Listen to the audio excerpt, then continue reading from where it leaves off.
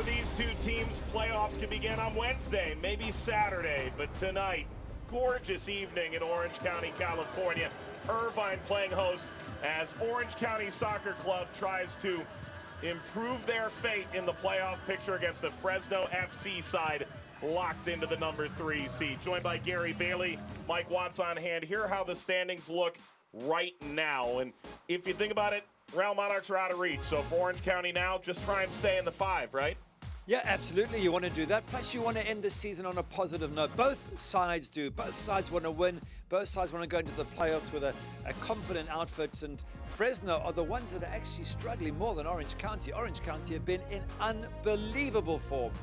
But if they drop this game, they could be going to Fresno next Saturday night. So all kinds of question marks in this game. How about we take a look at your pro sport player to watch? Michael Seton can score. He has scored. He hasn't done it recently. He's back tonight. But he can score almost whenever he wants to. He's got 12 this season, but it's with the left foot, it's with the right foot, it's with the header. He can hold up play. He can bring other players into play as well. So, yeah, let's just hope he starts hitting the back of the net. But what you're going to do is put the ball in his foot, and this is what happens. He can find the back of the net with ease. You just got to give him good service. So Michael Seton looking to take advantage and add to his dozen goals on the year. Meanwhile, for Fresno, let's be honest, it's been a struggle in many ways on and off the field. Only one win in their last 5. Yeah, and they've been so good before that. In fact, they've been absolutely fantastic before that. So what they've got to do is pick themselves up and find some form. But right now, they're looking a little bit vulnerable. Good time for Orange County to be meeting the mighty Fresno. They finally feel like they're back on track with a draw against Galaxy 2 last time out. 5 losses the whole year, and then a shock 3-game losing streak. Can Fresno turn it around? They're locked into the 3. If Orange County doesn't win tonight, they may have to go to Fresno's place next week. Got lineups kickoff. Week 33 continues after this.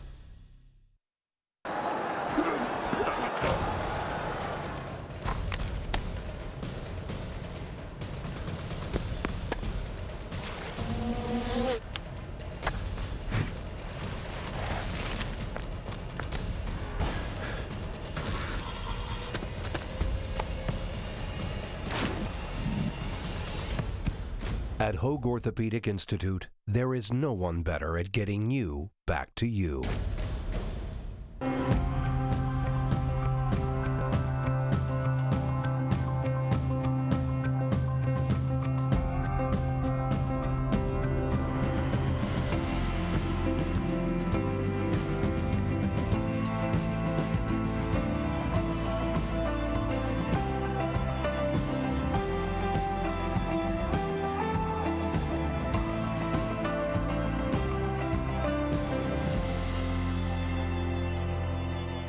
New Canada Dry Ginger Ale and Lemonade. The perfect blend of real ginger taste with a splash of real juice. Are you ready to taste Nirvana? Hey, honey! Do we want to taste Nirvana? Yeah, sure.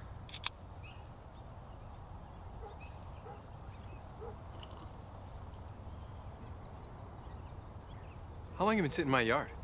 Since Tuesday. Try New Canada Dry Ginger Ale and Lemonade. The Orange County Soccer Club Pro Experience membership, designed to accelerate your training and enable you to reach the professional performance levels of the biggest leagues around the world.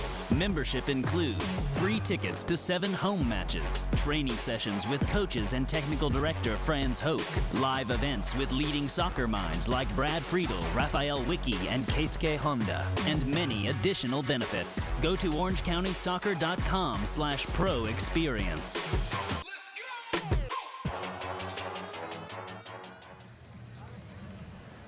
Welcome back, everybody. Championship Soccer Stadium in Irvine, California. Week number 33 in the USL Championship. These teams could see each other in a knockout stage in the quarterfinals a week from now. It all depends on the result here today. And for Brayden Cloutier, his lineup brought to you by Adidas. They've made a few changes. Yeah, 2 changes from the team that won 3-2 at Sacramento. Michael Seton for Darwin Jones. Christian Duke comes in for Chrysostomo. Those are 2 changes they make. Otherwise, Douay in goals, as always, doing his thing, and Michael Seton looking good up front. And meanwhile, starting lineup for Fresno also brought to you by Adidas, the official merchandise of the Orange County Soccer Club. And 3 changes from their team that drew 2-2 at home to LA Galaxy 2. Seth Moses is back after a long time out with injury. He replaces Ali Hadzic. Kudos Sawal and Jaime Chavez up front. They replace Juan Pablo Cafa and Christian Cheney. They are without some significant pieces as well, but Johnson and Luwal both being asked to shoulder the offensive load.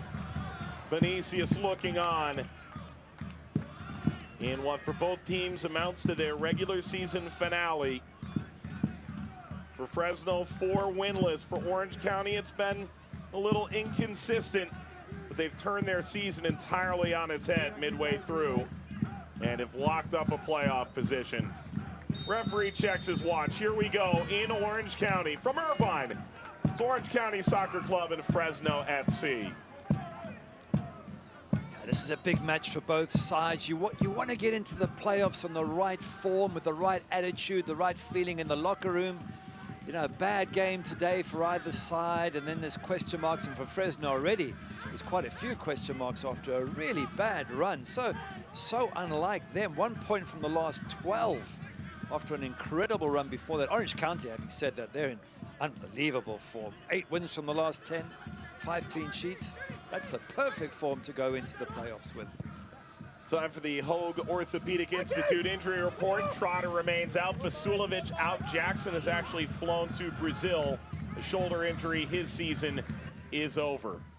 And that is a giant loss. They're without Alex Cooper as well. A knee injury. He was questionable coming in. He's just not ready yet, Gary. You're going to get that in a season. You're going to get injuries, especially in a long season like this, going into the playoffs. It's up to those who come in to fill those gaps, be the replacements, and cover all the gaps necessary. Nice start for Orange County getting into the final third. Van Wolfgang couldn't combine. Further by Alston, taken by Elijah Martin. He's gone from a bit player to one that's expected to start week in and week out, and it will likely remain that way, with Cooper and Jackson missing in action. He's a good little player, Elijah Martin. Quick, a lot of pace. Played him a lot in midfield, on the left side of midfield, but he can also drop back into that left fullback position and do a really good job.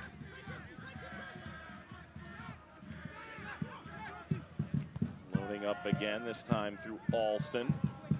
Forrester. That'll take a deflection en route towards Seton. And Moses has that carom off of him, his first game in 4 months. It's great to see him back. It's horrible when you get these long injuries as a player and you sit out for month after month, and you even wonder if you'll ever get back sometimes. And the only way to do it is to get back on that pitch, play, get through a really good match, a tough match, and come out unscathed. And that's what we really hope today here for Seth Moses. Broken foot makes you wonder just how much his fitness will come into play in terms of substitutes for Fresno. By the same token, by being locked into the 3 seed by virtue of Real Monarchs' win earlier this afternoon. If you have to burn a sub on taking them off 45 or 60 minutes in as your holding midfielder, it's really not the end of the world. It's not, because I reckon that Adam Smith wants to find out just can Seth get back to his best very quickly? Can he still use him in these playoffs or not? And he's going to find out this evening in a match which, as you say, it's a match that isn't of vital importance. Important because you want to get a win and keep, and get back to a good run. But if you lost it, it wouldn't be the end of the world. Slipped out wide. Ellis Hayden pushing forward. Jaime Chavez, and Hume is there to knock it away.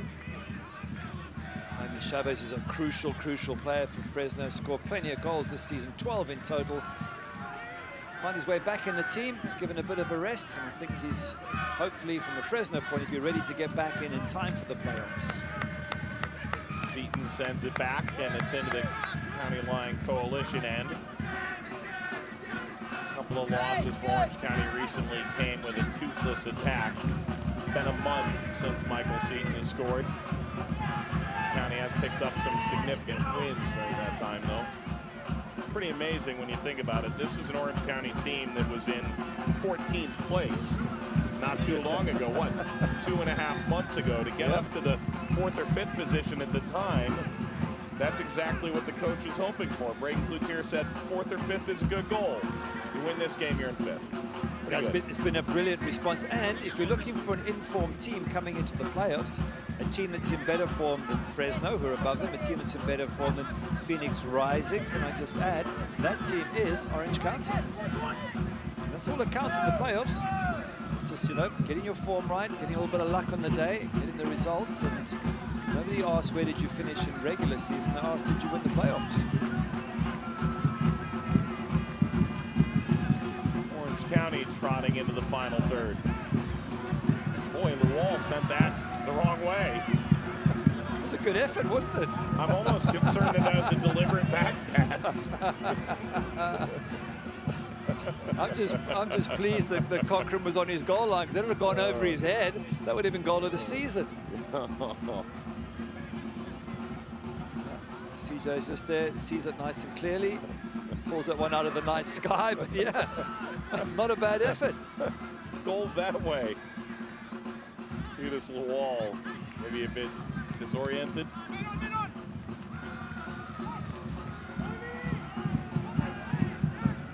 Sent into the Fresno half, and Daly back to Cochran. Well, they wanted a guy who could come in and be the guy. They found him. All 34 games C.J. Cochran has started, and sadly for Sam Howard, he's had to sit on the bench. Never easy when you're the second choice keeper and the first choice is consistent, solid, and good, and that's exactly what C.J. Cochran has been. And he's got some decent center backs in front of him, and Del Campo and Mickey Daly. They have been solid. Zach Ellis-Hayden on the right-hand side also been a regular. They need to get back that little extra form that they've lost the last few games. Don't know how it slipped away from Adam Smith. He needs to get it back. Pressure arriving by way of Lou Wall, who's been dancing around the midfield throughout. He and Alston are having a few words.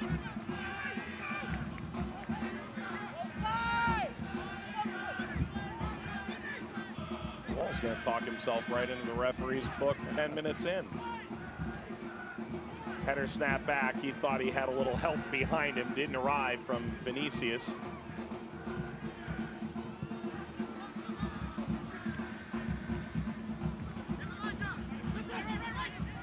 Jamal Johnson. Big slide through.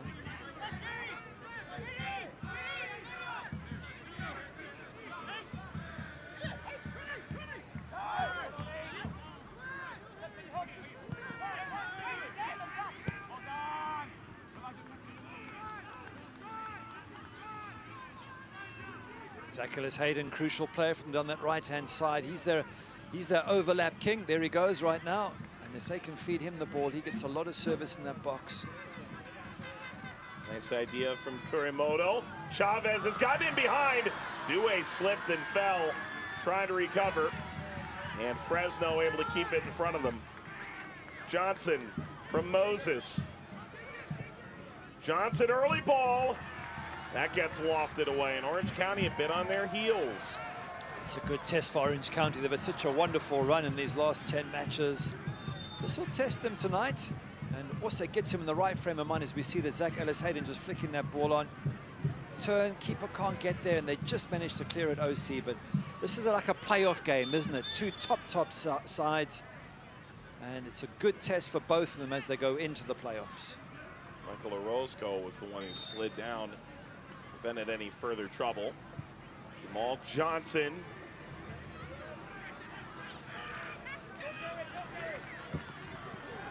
Johnson streaked in, won it.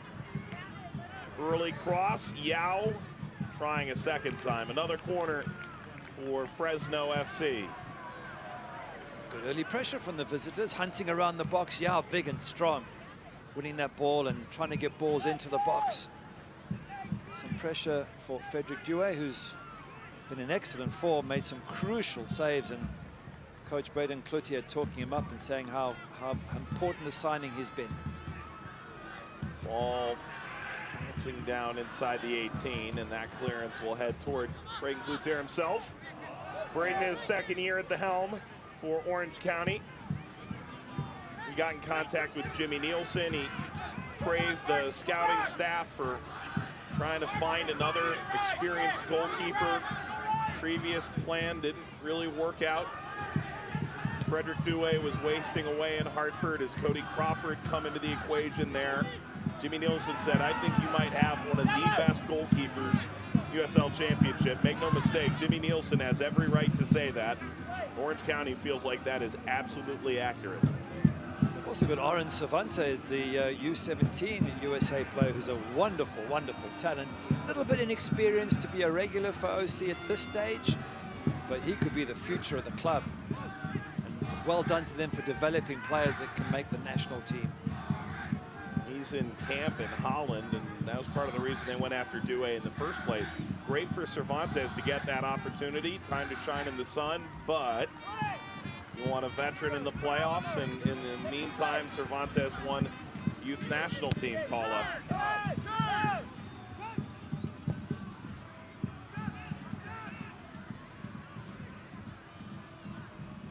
This will get all the way out. All current season ticket holders, you renew your same amount of seats and pay in full by Halloween, October 31st. You receive free OCSC Adidas jacket.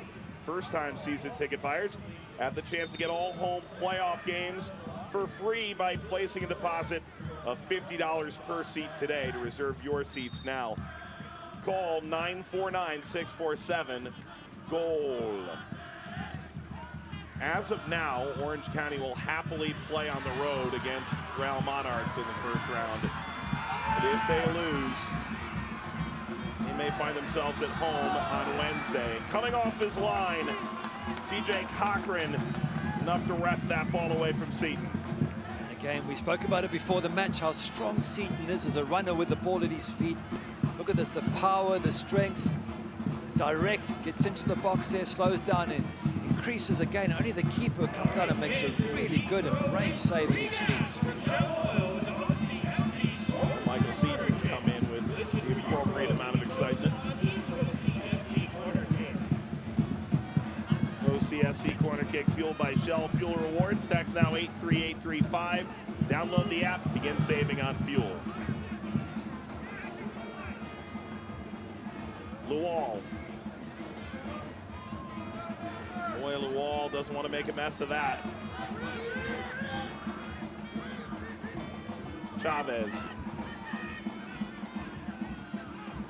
Johnson with a bit of giddy up. Kurimoto, the point of the spear here in a one-man pressing effort. The coach talking about Kurimoto and saying what a solid player he is, Adam Smith. He really feels that he's been one of the best players this season. Puts in a performance every single week without question. You're almost taken by his story, flying from Japan on his own dime, coming to a tryout in Fresno, wanted an opportunity to be a professional, was a great player in the Japanese league playing for Honda. So he was working for Honda, but also playing on the club team associated with them. So he gave up a pretty decent gig, ultimately be a pro full-time, and in Fresno he has made himself an incredible commodity, even though he maybe lacks elite pace. Well, he's got a good touch, he's got a good motor, as you would do, working for Honda. And he gets up and down the pitch. But I agree with you. Any player who comes on a trial and performs and gets a contract, credit to them for believing in themselves and turning up and having the confidence to actually play and impress the manager. Also talking to for Joe Amico, 24-year-old from Indianapolis.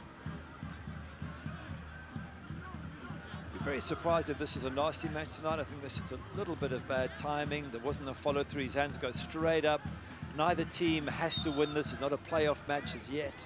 So I would think to be very surprised if tempers do get up, and you can see right away the players just apologizing to each other. Kerry, I'm not sure if there's a time in your time playing with Manchester United where maybe you had an opponent in the Premiership, and then maybe a cup game against them, an FA Cup or such, the following week.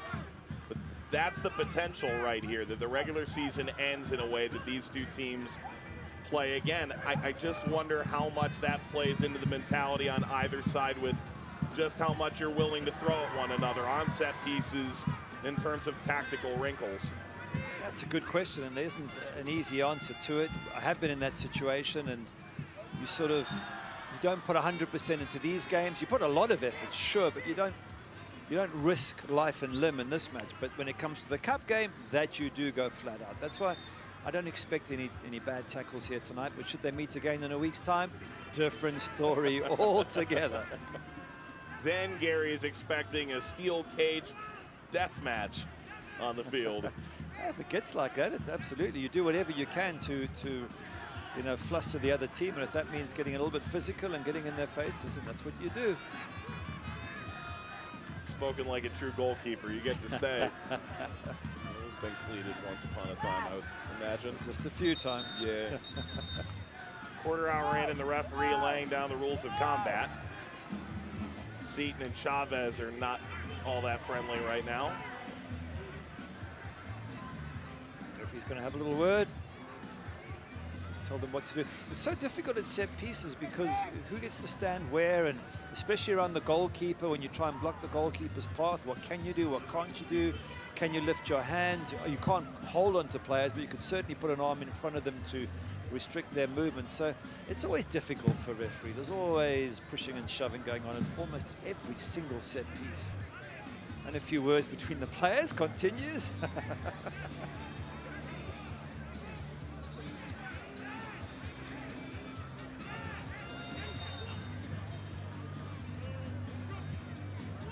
Ball driven across.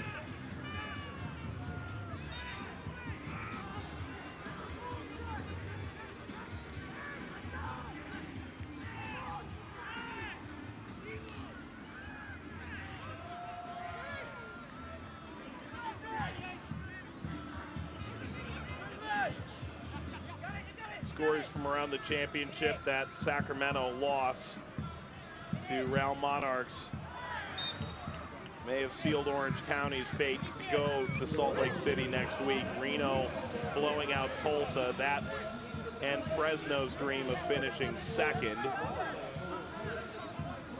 Means the road for them to a USL Championship Western Conference final will run through Reno and Phoenix, potentially. New Mexico won up against Las Vegas. Still alive. Still alive and kicking. Las Vegas only need to overturn a 13-goal difference to make the playoffs. No, that's not going to happen, is it? Well, not if they're down 1-0. It's not.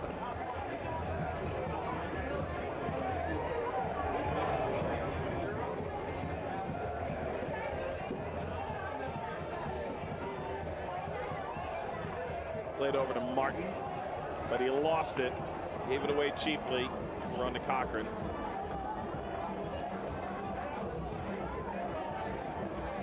Vinicius with the ball there. His first touch was very poor, and if your first touch is poor, your head is down trying to retrieve the ball. You can't see where the runners go, and then your pass doesn't end up being an accurate one. That's why your first touch on a ball is so important.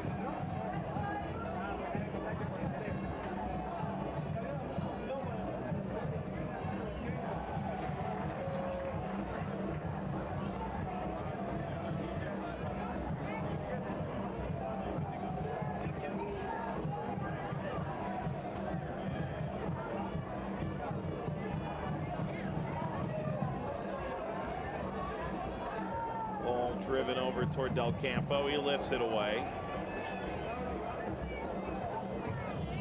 CJ with his left foot, which clearly isn't his better foot because the ball goes straight out into touch.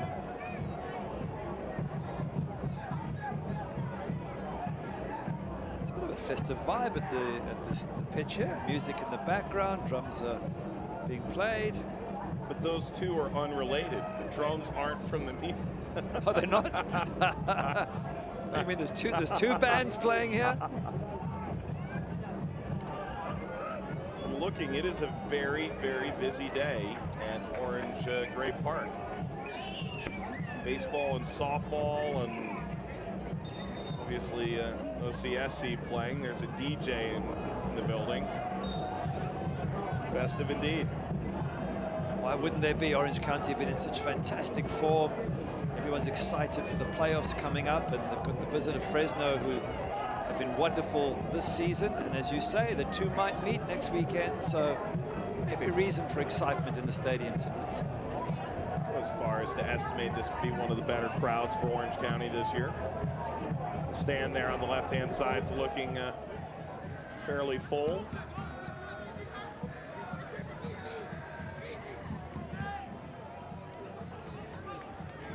Of course, some stragglers in traffic. That's par for the course.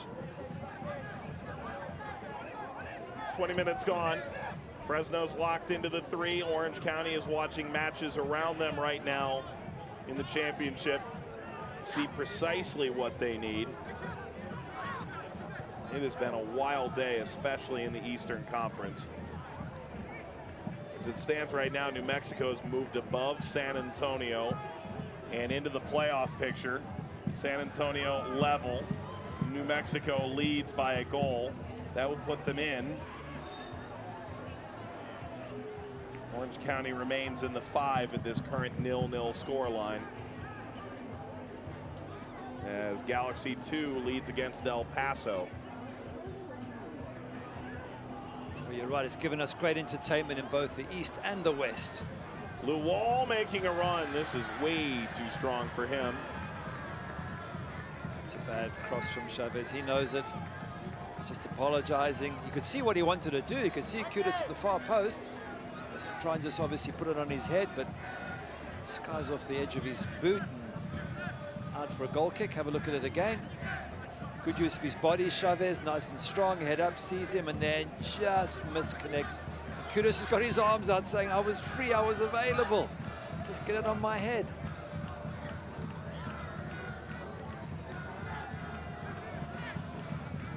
We're just talking about the East and West conferences and these final games, but watching St. Louis go out this evening is a huge blow, because they were fantastic in the US Open Cup. They'd had a wonderful run to the quarterfinals with a loss to Atlanta United, and you felt that because of that, they deserved to be in the playoffs, if you can understand my logic. And they missed out after a bad run. They lost in 4 or 5 games. They failed to win a game, and they lost virtually every game. And they went from being securely in the playoffs to just slipping out. Such a blow for a very good St. Louis team. Think about New Mexico. They were in first when the Open Cup began, made the quarterfinal themselves. Yeah. They're now in 10th. They look like they're on the right side of the bubble, but San Antonio's now in the 87th minute, beneficiary of two penalties. They led 2-0 and conceded twice to Colorado Springs in the final 20 minutes, including an own goal. Drama. Painful. Gosh, this has been something else. This is the game I think everyone had circle going. Here's the drama, and it's pittered out a tad. But still important for both sides. Quite. The performance level, the way they play, getting themselves into the right groove ahead of the playoffs. And for Fresno, just to turn around what's been a really rough patch the last 4 or 5 games. Driven away by Cochran.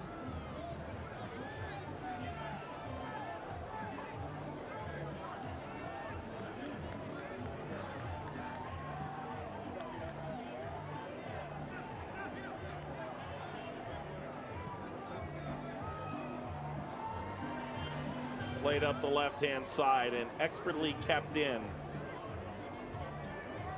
Couple moves from Van Wolfgang. Daly.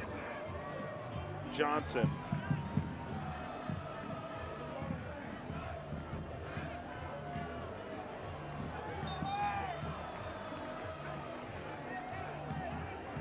That's a foul from Orozco.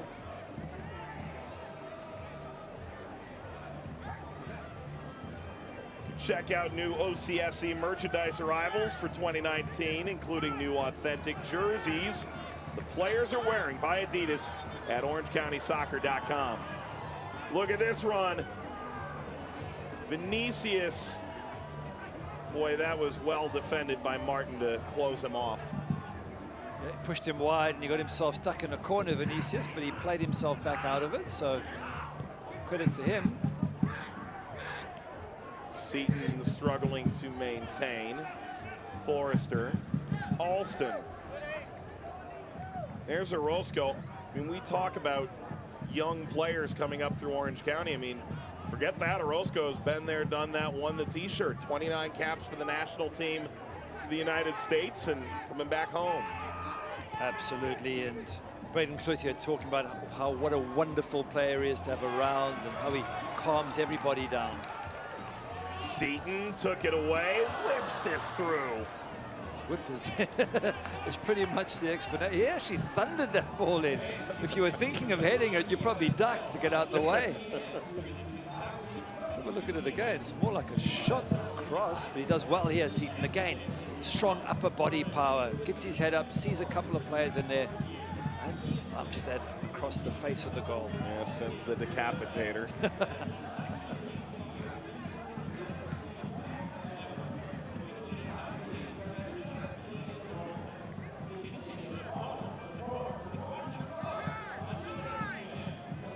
Johnson.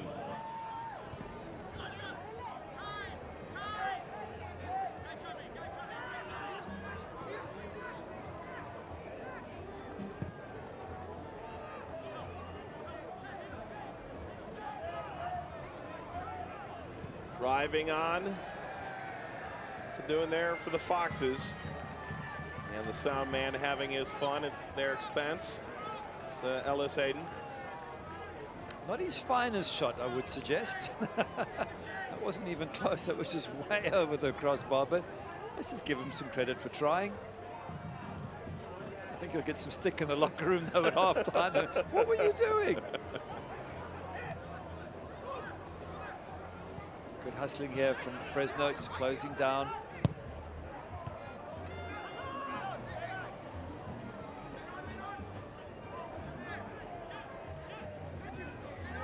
The wall, Kurimoto, there's Moses. Hasn't put a foot wrong yet, hasn't necessarily done anything that made you go wow yet.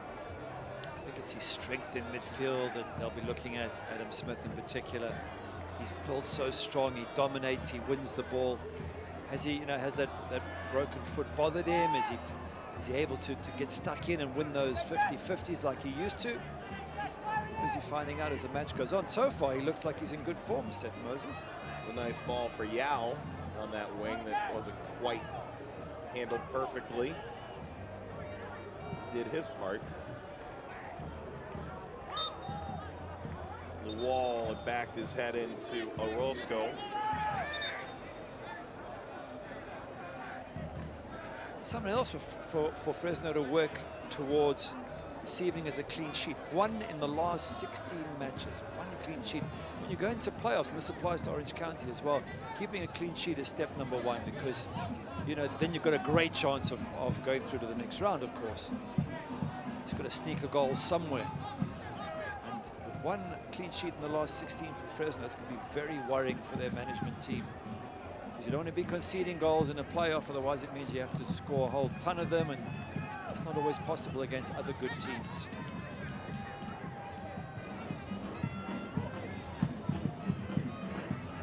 Moses.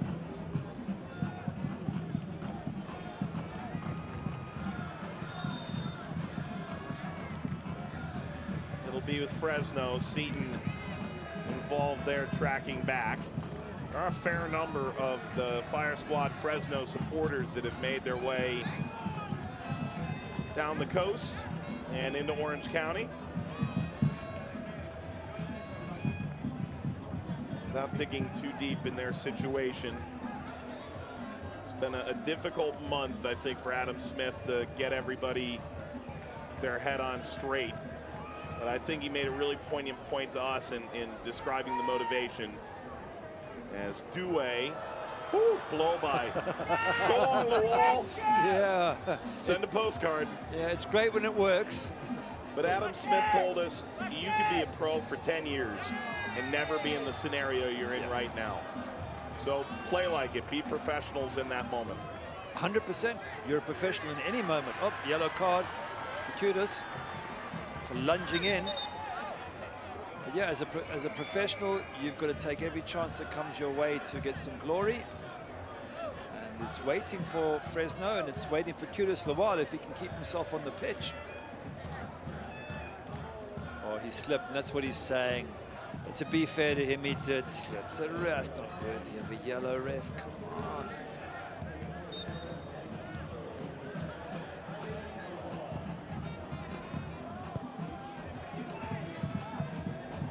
My head's been buried in the disciplinary report. Look at this run. Slid away. Seton nearly breaking through. Because you can't get a yellow card accumulation suspension. What you can get is a fine in lieu of an accumulation suspension if you hit that number. So players are loading up the coffers right now tonight, even if they are eligible to play next week. So who pays that fine, the player himself or the club on behalf of the player?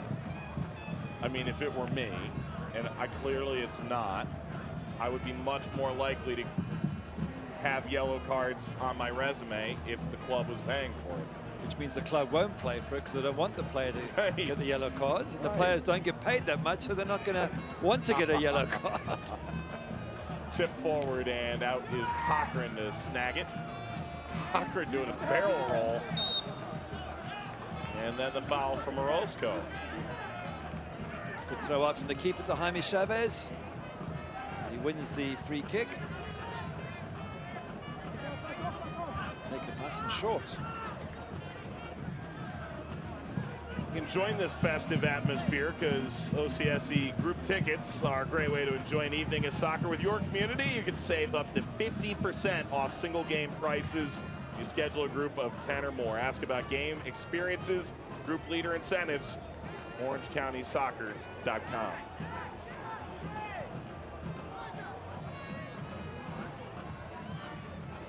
Fresno launching into the final third. Zach Ellis-Hayden doing so well on that right-hand side. He often plays as a right wing back or attacking right midfielder, and at the same time gets back and does his defensive duties. That's why he's such a crucial outlet down that right-hand side for Fresno.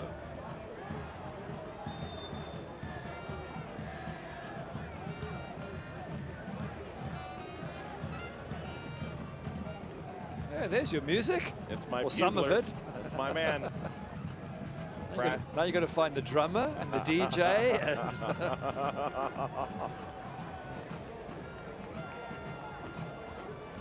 He's got to be buzzing after the game. Oh.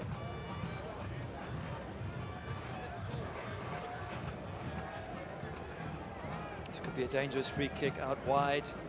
Got some big boys in the middle there. Mickey Daly, Ramon Martin Del Campo. They can get up. They can get their heads on the end of things. If it's a decent ball here from Jamal Johnson, it could cause all sorts of problems.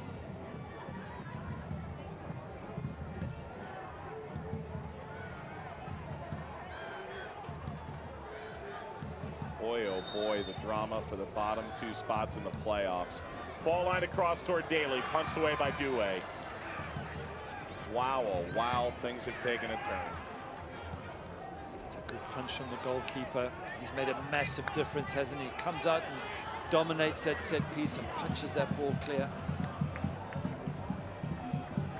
That's what you need if you're going to win things in any soccer anywhere in the world. Your goalkeeper is one of your most important players. A good, consistent, confident goalkeeper doesn't make errors. It's the foundation for successful teams, and Frederick Duo looks the business. You see the scores rotating there at the top of your screen. What has just gone final in the last minute. San Antonio finishes level. They give up 2 goals in the last 25 minutes that take away their ability to secure the 10th and final playoff position. They have dropped to 11th in the live standings. And now New Mexico with a win, and they currently lead at the half, 1-0, are into the playoffs. A draw is not enough. Wow, drama. It's so tough in San Antonio at the dying moments. 2-0 up. And you concede 2 late goals. Yellow card coming to Moses. I mean, 4 months off. This is, to be frank, not much of a surprise. Moses is right back in the book. Well, if we were asking, can he get stuck in? The answer is absolutely yes, but you've got to get stuck in the right way. Just mistimes that, and Vinicius almost tempts him and says, come on, see if you can win it. And as he comes through, he knocks the ball away. Maybe he's lost a little bit of timing while he's been out, but now that he's on a yellow, he's going to have to watch himself very carefully for the rest of the match. Also, Galaxy 2 playing a game with significant implications, not only for their playoff hopes, but also for Orange County. They lead El Paso 1-0. El Paso needs a win to jump Orange County in the standings. That would set up a Fresno OCSC game next week. Meanwhile, Tacoma's up on Austin. Golly, that punch from Cochran was lacking, to say the least. That free kick has got way too much time on it. What you're saying to the goalkeeper is, here's a ball, come and get it, or come and punch it, which Cochran just manages to do. But you've got to whip the ball in, keep it away from the goalkeeper.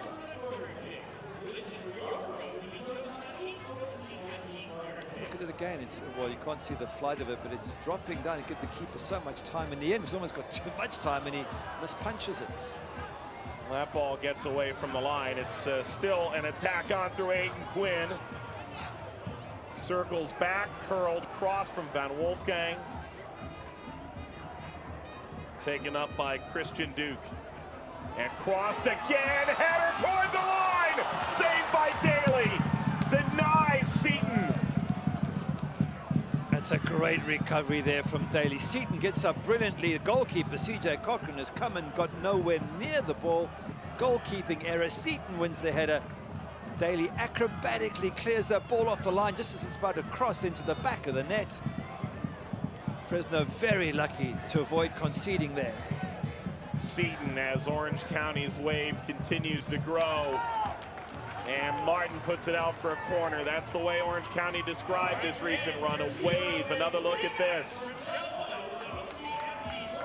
Great defending, great stretch from Nicky Daly, but his goalkeeper's going to have to give him a thanks because CJ Cochran got nowhere near that ball. There it is. Nice slap there at the back end from Cochran. Fuel Rewards corner. Header knocked down. Seton climbed a ladder and then strapped a rocket on his back and then made contact. Once again, CJ not dominant in the air there, and a few of his players just giving him a tap on the back as if to say, come on, you need to get those. Let's have a look at it again. Michael Seton climbs high. CJ's going backwards. He's late lifting his arms up. Look at his arms, they're down. He starts to lift them at the very end, and Michael Seton's already up in the air. It's twice in 2 minutes here that CJ struggled on cross balls. In fact, there was one before that, but he punched out and barely made contact. So, yeah, lucky not to have conceded. And you get to the end of the year and you talk to coaches a little bit, describe the ups and downs of the year. And Adam Smith said, look, as a former goalkeeper myself, no greater critic in this club of CJ Cochran than me. And luckily, the shoulder sling is off now for Adam Smith. Can actually warm his goalkeepers up once again. He can do a demo for the keepers. I think when they watch the video tomorrow or the next day, I think they'll have a quiet word with CJ. Because you can't make those sort of mistakes in the playoffs. No, not next week. No.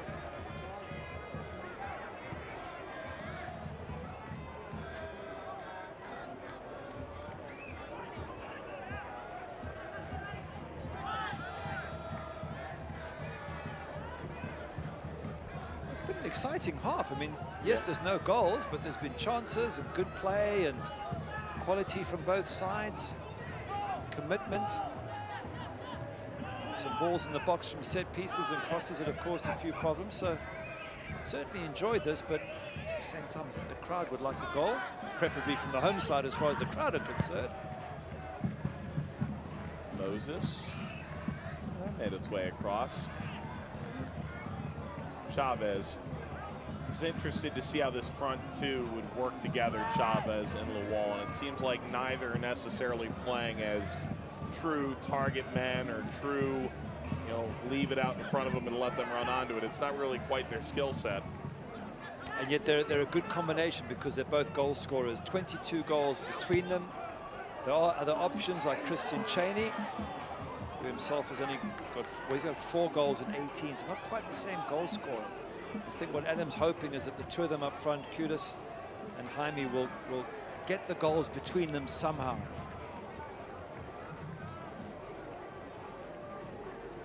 It's not a bad return between the two front players, 22 goals.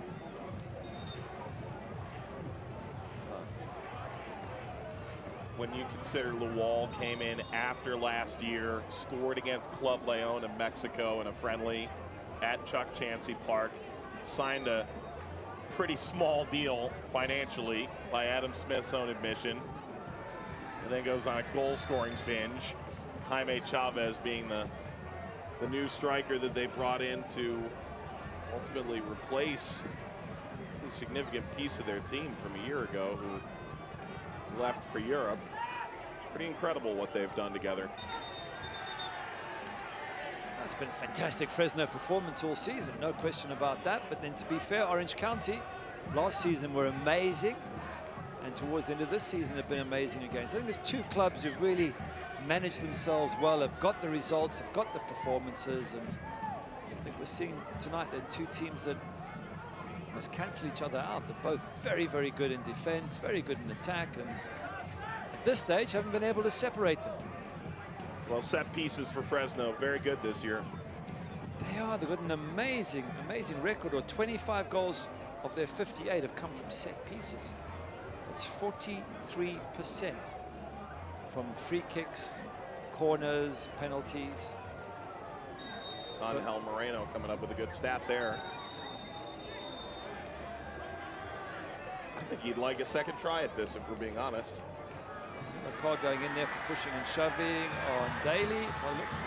No, it's on Kudus. Second for that. Wow. Kudus Lawal sent off for his second yellow in the 42nd minute.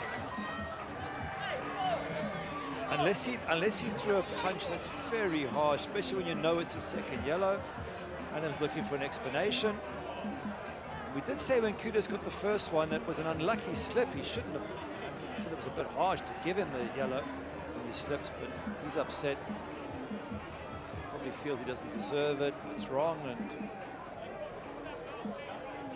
let's see if we can get a replay. Here we go. Let's see exactly what happened. He's getting held by number 9, and I didn't see anything. It's hard to. Maybe the ref saw something we didn't see, but he's being held, if anything. Tough one for Fresno, tough one for Lawal. Are we saying about a fine for yellow card accumulation and red cards? Well, I'm currently reaching out to league representatives to find out if a red card carries into the playoffs. Yellow card accumulation doesn't. A red card, I've never actually come across that scenario in the last game of the regular season. Interesting. And boy, would that change absolutely everything. And Adam Smith, I think, rightfully pretty incensed right now. That is, at least based on what we saw, pretty staggering. But again, the referee might have seen something else or thought he saw something else. He's going to call it in live time. Moses pops back to his feet. That's a perfect 10 on the landing. Curling this back, Forrester, Alston. Well, now if you're Orange County, impetus on you. Get the job done, right? Quinn. Hasn't that been the way it's all the bad luck for Fresno in these last sort of 5 or 6 games? After a fantastic form where it was all working for them, they're now struggling to get results, struggling to get points. 3 wins in 9 games, 5 defeats in that time. It's gone from being absolutely perfect to where they're getting players sent off for what didn't look like too much, to be honest. Again, maybe the referee saw something we didn't, and if he sees a punch or anything similar, then well, that would have been a direct red, I guess, but if he saw what we saw, and bearing in mind the first yellow was very iffy as Kudus just slips, I think that's very harsh. It changes the dynamics of a match. When you get a red card, you know, I know they're looking at the rules. Let's just watch this. Goal! Orange County! Quinn with picture-perfect precision. And OCSC off the set-piece lead right before the half. Forrester. Excellent header at the near post. Poor defending from Fresno, but a brilliant corner whipped in with pace, headed into the back of the net. Moments after Fresno go down to 10 men, and we talked about Fresno being good from set pieces. How's this from Orange County? That's a perfect near post corner. Forrester gets ahead of all the others, gets up, flicks it absolutely brilliantly into the back of the net. Orange County, they just go from good to better to best.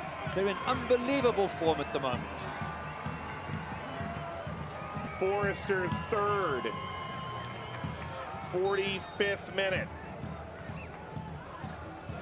And Orange County with a 1-goal lead and a one-man advantage nearing halftime. 2 added minutes here before the break.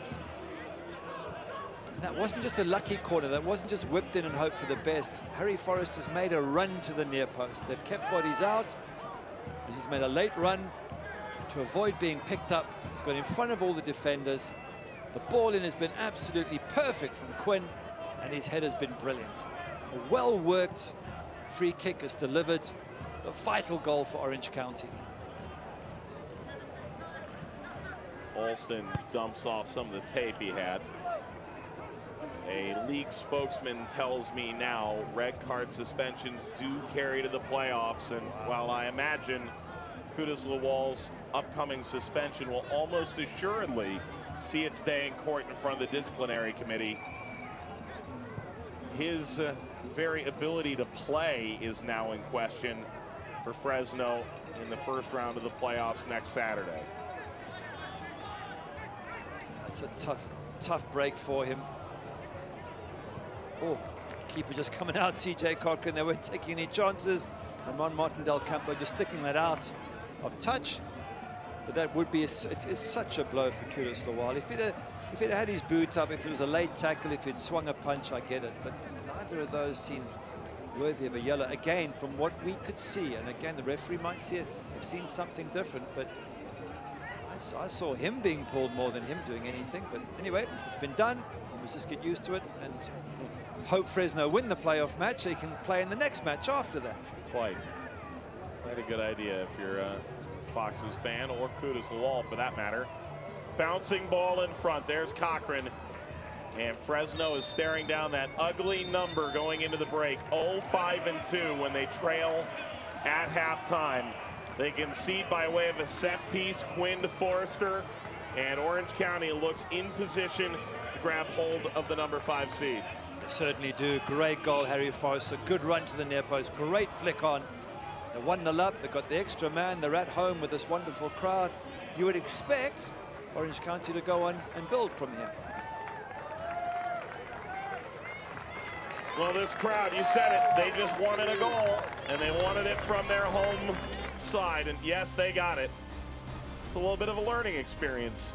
Bring your instrument tonight. Orange County grabs the goal just short of halftime. Lawal sent off. Forrester the goal. Got highlights, stats, look around the league, all coming up when we return.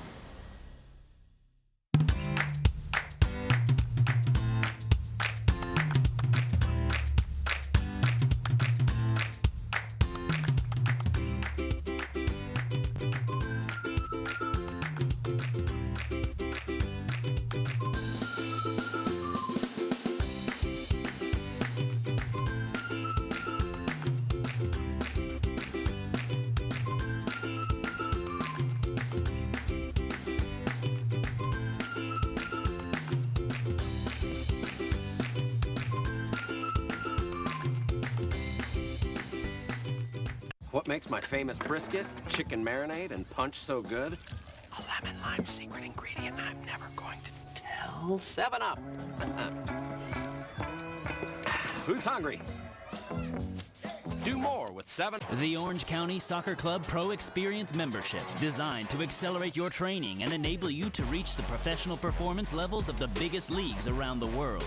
Membership includes free tickets to 7 home matches, training sessions with coaches and technical director Franz Hoek, live events with leading soccer minds like Brad Friedel, Raphael Wicki, and Keisuke Honda, and many additional benefits. Go to orangecountysoccer.com/pro experience.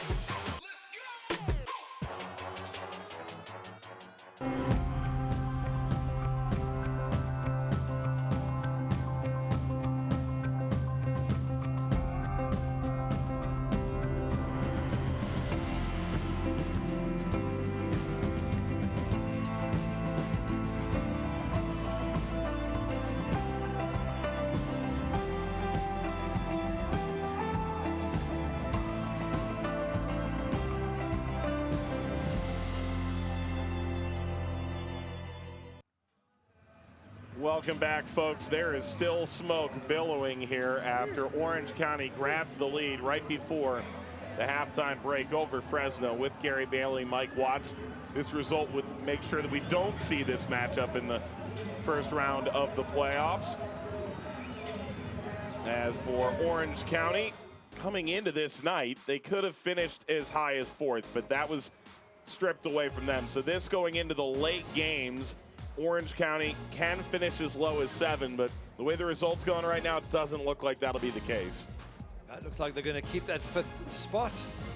And all the action taking place further down with New Mexico United and San Antonio, and who's going to make it through, who's not.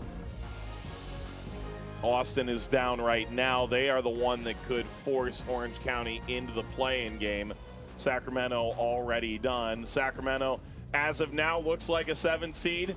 They would host New Mexico if it ended again right now, but there's 3 games ongoing that affect this. It's what you want at the end of the season, the excitement, the drama. I can't believe San Antonio 2-0 up and in the playoffs and concede 2 late goals. Wow, that can't be a happy locker room at the moment. No, it won't be happy until they see a goal go the other way here on ESPN+. It's 1-0 to Orange County over Fresno. We've got plenty more coming up here, as we've got highlights and stats from the first half coming up after this on ESPN+.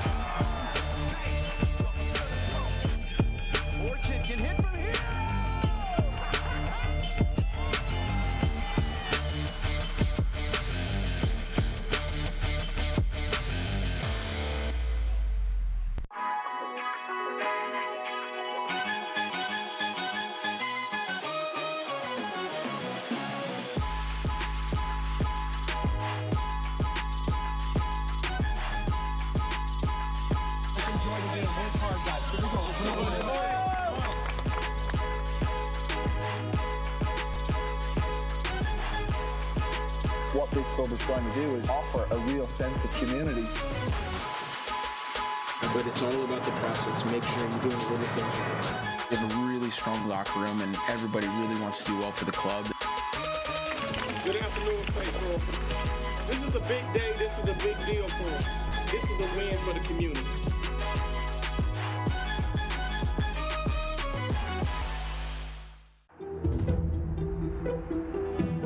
We've been averaging, between, I would say, 10 and 12,000 a game. And it is a loud, boisterous 10,000, 12,000, and they love us, and we love them just as much. I mean, it's a reciprocal relationship at all times. We never thought that we would grow this fast.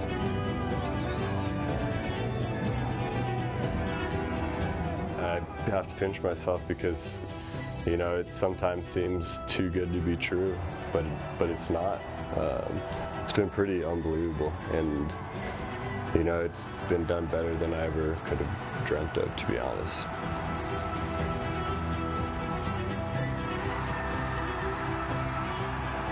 This is a club for New Mexico, by New Mexicans.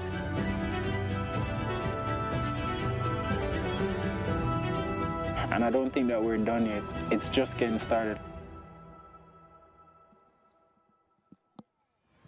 Well, they're not done yet as it stands right now. Western Conference playoff picture still coming into focus. This game does play a role. The number 3 seed Fresno trailing Orange County in the final game of the regular season. We take a look at news and notes from around the league. Pittsburgh now needs to win. Birmingham knows they're in the playoffs, but Pittsburgh wins. They're the number 1 seed in the East over Nashville. Yeah, I guess Birmingham don't need to put out a strong team anymore. They can save their legs. They've got a midweek game. They can put out a second-string team. Maybe it ends up being an easy match for the Riverhounds. Maybe it doesn't. And believe it or not, they could then meet again the next week because they could be the low seed. Pittsburgh could be the high seed. You never know. Final spot still up for grabs here. And the 2019 championship final will be live on ESPN2 November the 17th. Here's the Western Conference standings. These are live, 1 through 8, already in. Austin could leap up. These are live in the Orange County right now, credited with the 3 points. New Mexico credited with a win. LA credited with a win. San Antonio only a draw, so they're looking up. Tough for San Antonio. This last moment, the final day, 2-0 up, and you concede 2 late goals. If they do get knocked out, it's terrible for them. Terrible, terrible. But for New Mexico United, what a brilliant turnaround. A great start to the season, then shocking time, and now it looks like they've just scraped themselves back in to the playoffs. The road to the 2019 USL Championship final begins next week with play-in games, full slate of conference quarterfinals, specific match dates and times at USLChampionship.com. The upcoming schedule here brought to you by Destination Irvine, and this is if it ended right now. Yep, some good matches, some great games, in fact. And New Mexico United might scrape in. Who's to say they can't go to Sacramento and win and take themselves through to the next round? So everything to play for. I just think it's been a wonderful ending for both Eastern and Western conferences. Brilliant, brilliant drama. I refuse to say this is over yet. It's not done yet. How many minutes left in the New Mexico match? Another 30. Orange County 1-0 lead. 45 minutes to go here. Fresno down a man. We'll show you how it all happened when we come back.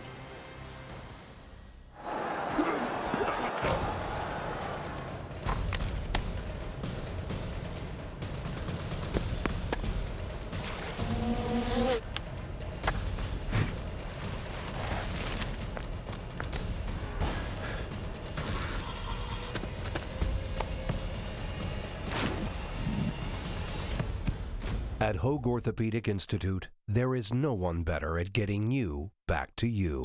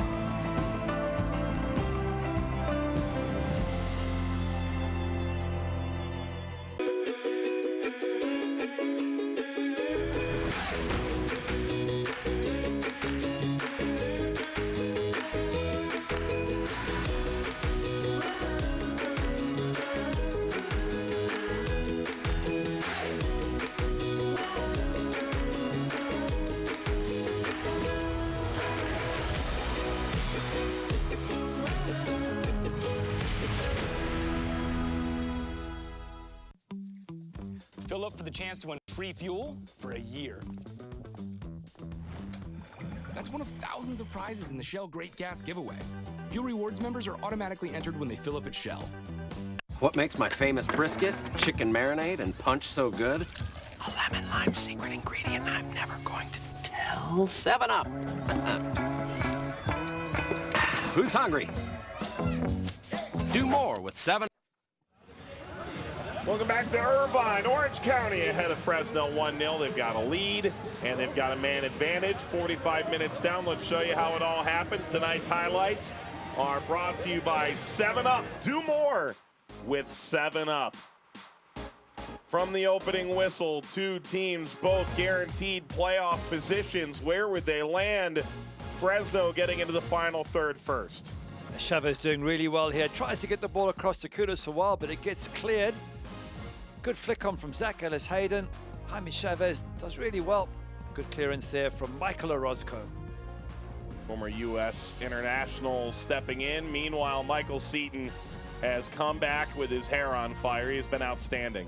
And CJ makes a really brave save because Michael Seton, as you say, burst down that left-hand flank. Now a ball coming in high over the top. Michael Seton wins the header off the line by Mickey Daly. Absolutely brilliant there. CJ Cochran flapping in the wind, and his big centre-back saves the day for the big man in goals. Great clearance. Move forward to the 37th minute. It's Seton again rising up. And CJ again, who's beaten in the air. And the reason why we mention that is because from corners and oh, this, by the way, this is the first yellow. Kudos Lawal slips as he's making a tackle. And then this is meant to be a push in the face of Seton, and it's given as a second yellow. The argument being, as that looked more like a straight red, that in trying to run through the challenge, his elbow got up into the head of his mark. Difficult. But Orange County doesn't care. 45th minute, they grab the goal. Forrester. Great corner, isn't it? Harry Forrester runs into that space. It's a well-worked goal. He knew what he was doing. It's a fantastic header. Lovely ball in from Aidan Quinn. Let's have a look at the stats for OC. 3 shots, 2 on target. For Fresno, just the 1 shot, 0 on target. So I think from a Fresno point of view, you can see where the problem is. They haven't created enough around the goals. They haven't peppered the goals and made Frederick Dewey work. OC certainly had managed to do that more so. And down to 10 men, Fresno. It's going to get even harder second half. They've got 2 yellow cards, 1 red. OC have kept themselves clean. No yellows, no reds. Those first half stats are brought to you by Pro Sport. And it is Orange County's thus far. Here's the scoreboard around the USL Championships Western Conference as it stands right now. It's brought to you by Courtyard Marriott. Reno locking up the 2 seed. It made this game academic for Fresno outside of their need to reestablish form. Monarchs officially the 4 seed, made this game academic in terms of hosting in the quarterfinals for Orange County, but they still needed to win for seeding. And then the last 3 games, just trying to figure out the last 2 spots. New Mexico United 1 up at 67th minute, but they're at home. Come on, at home with that crowd behind them. And LA Galaxy 2 also just the 1 up, so 2 close games there. But well done, Harry Forrester. Lovely near post header, well worked goal. Here's a stat for you. Of the last 4 goals scored by Orange County, 3 have come from corners. 2 of those against Sacramento and the 1 here tonight. Why do you sound so surprised? Well, I was talking Fresno up as the set-piece kings with nearly 43% of the goals from set-piece. Set-pieces. Orange County are right up there as well. Well, Forrester's got the goal. We'll see what kind of adjustments Fresno will have to make with 10 men. Came so late in the first half that it didn't make a whole lot of sense to make changes at that stage. See if they decide to adjust now. That huddle a man short after Lawal sent off. Sam Strong has come on, another defender. Just wondering if Devon Yao is still there. He might be the man that's been sacrificed.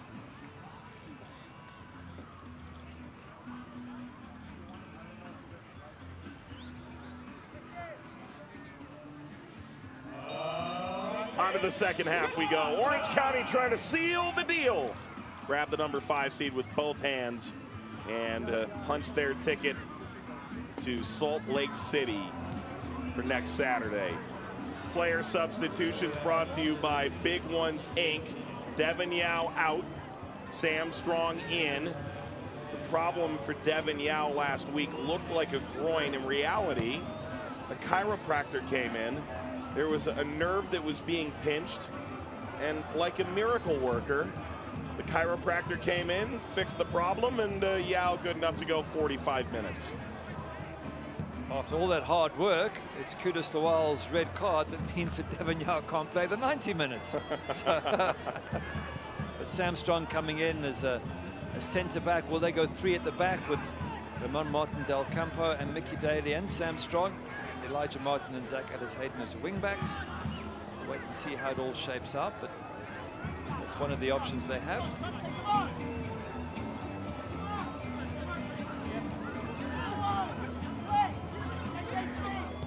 By the way, it sounds like the DJ is still there doing his thing in the background. Ball ahead by Johnson. Chavez pulling in China shop, trying to force his way in. Is that Santana that I hear shredding in the background?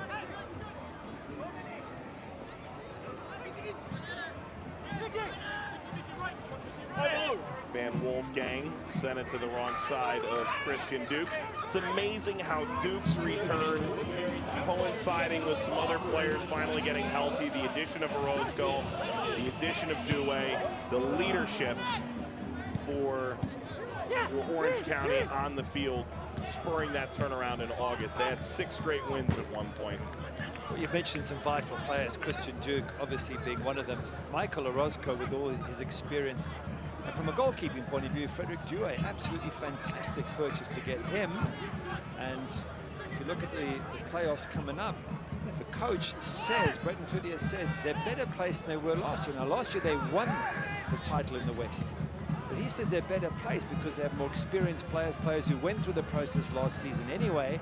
He's got a stronger, more experienced team. So he thinks this is a better side than they had last season. Interesting. Time will tell. And of course, finishing first was with a warm pitcher of spit in the end, because they ended up losing to Phoenix on their home field. Yep. He thinks this team can go all the way because they're more experienced and they might not lose that sort of game. A win tonight would actually put them on 10 road wins in the home season through 17 games. Make them the 3rd best home record in the Western Conference, tied with Fresno. So home has been very kind to them. They do have 5 wins on the road, and they certainly are going to shrink away from that, I would think. No, not the form they're in now, Orange County. I think they could feel they could take on almost anybody, home or away.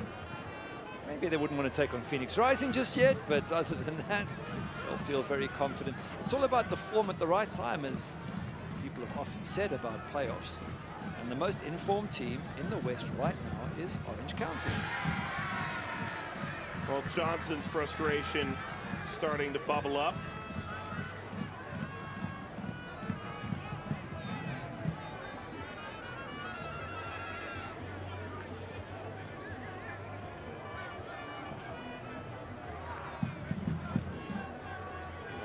Team that feels like over 10 games they've hit their top form. This is 9 wins out of 11 if they win this today. Wow. That's great form. Wow. See how deep Fresno are now that they're down to 10 men. They're not even chasing the ball until it comes on the edge of their 1/3 of the pitch. Look at that. Letting Orange County have it 10 yards inside their half. Floated forward. That's clever footwork there from Jamal Johnson. Sometimes adversity before you go into the playoffs isn't always a bad thing. You don't get overconfident. You know it's going to be a scrap. You know it's going to be a fight. Fresno know that, hey, this might happen in the playoffs. They go down to 10. How are they going to do it? This is how they're going to do it. Sitting deep. Letting the other team have the ball. Low block, as they call it, and then trying to counter.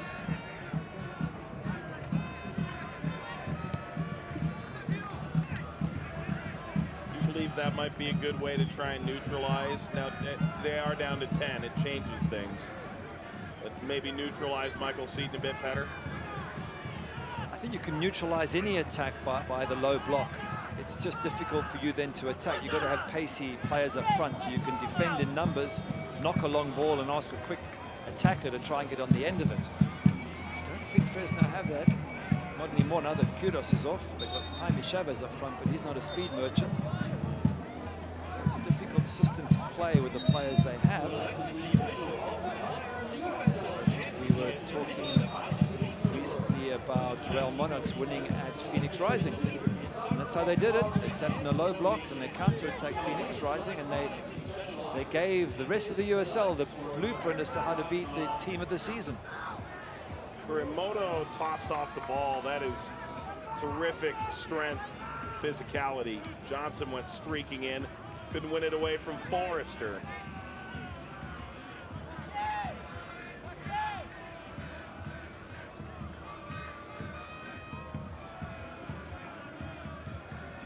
It's not sexy, but I think you can look at, you mentioned the Icelandic national team, right? As sort of setting that blueprint for the world. They did in 2016 in the Euro Champs. They played it and everyone said you can't defend that deep, and they defended with all the numbers they could muster, and they were actually very difficult to beat. And I remember that because they beat England.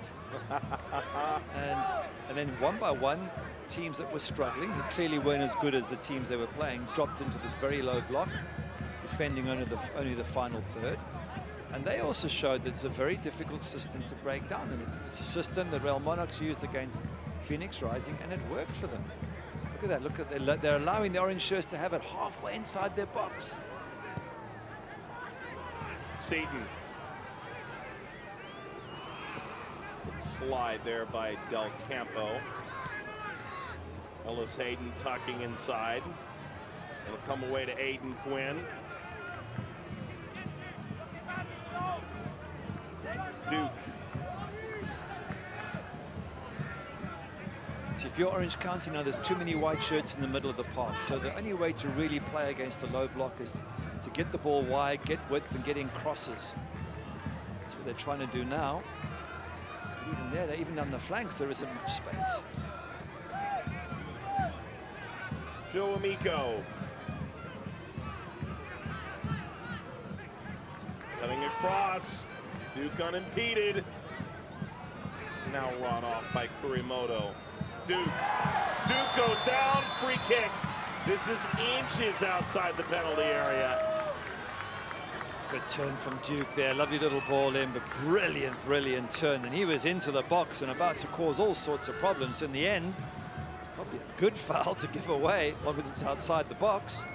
Great little turn. This is what they're doing, probing around the edge of the box. Can they find a gap? That turn there, top class. Now they've got a free kick in a real dangerous position.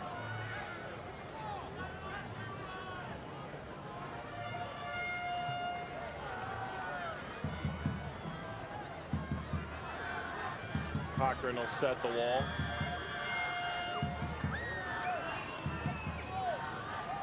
Debate here as to whether Harry Forrest is going to try with the right foot or Aidan Quinn perhaps with the left.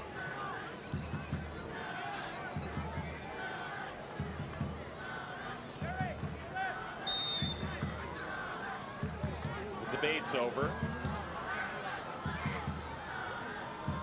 And it is Forrester. Curling effort that simmers in Cochran's breadbasket. Yeah, what they were trying to do was get orange jerseys in front of CJ Cochran. In the end, they got out the way too early and allowed the goalkeeper a clear vision of the ball. The idea is to stay right until the end so the goalkeeper can't see where that ball is going.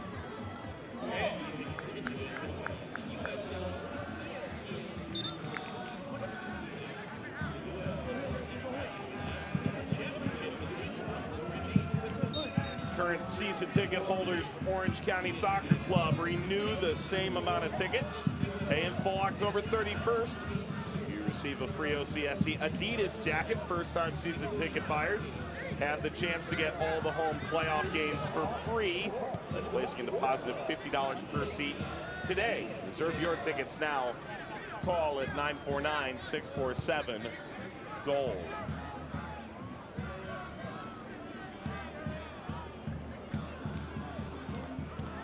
Lively night in Southern California.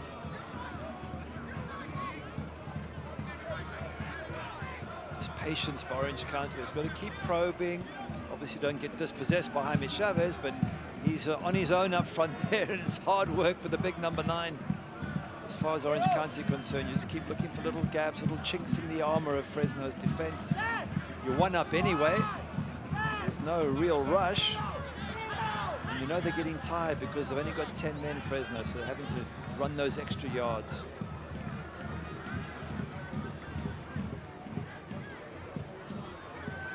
tap through, and Seth Moses is there. Moses, match fitness-wise, hasn't played in 4 months.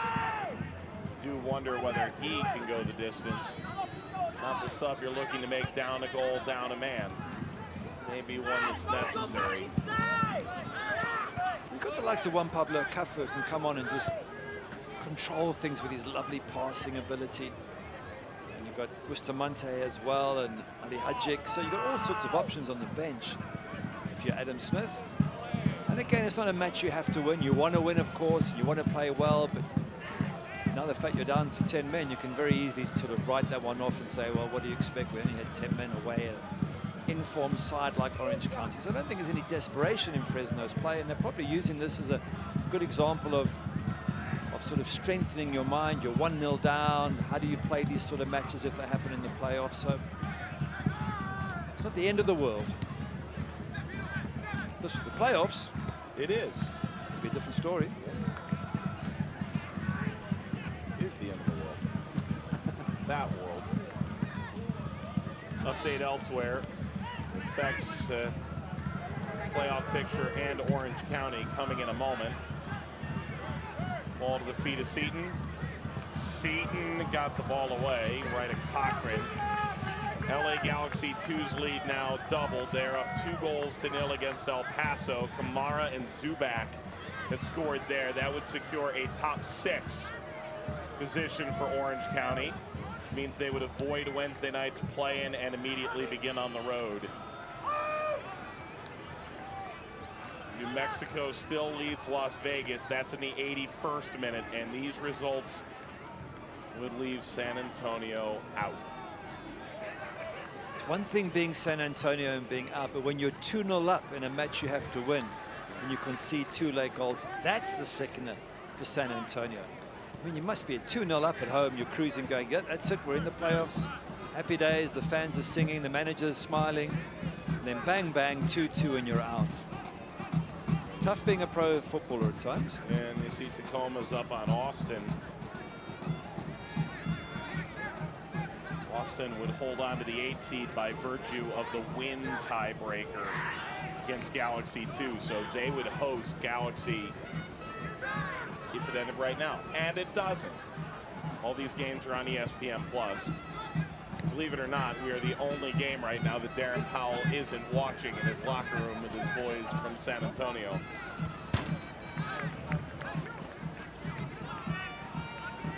And yet these two teams have every chance of going very far in the playoffs, if not all the way. I mean, Orange County's form, we've said it, we'll say it again, probably the most informed side in the West. And Fresno have been one of the top teams all season, so who's to say that we're not looking at potential champions here?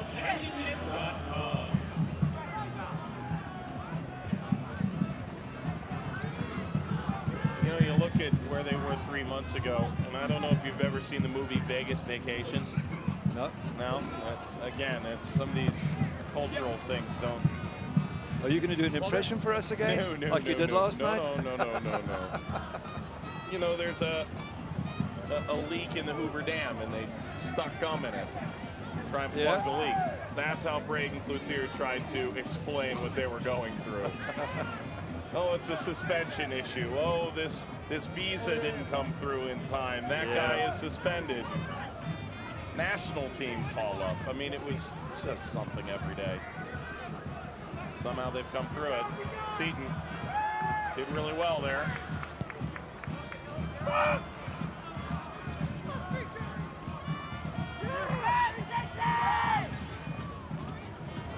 Paul Johnson finds Ellis Hayden.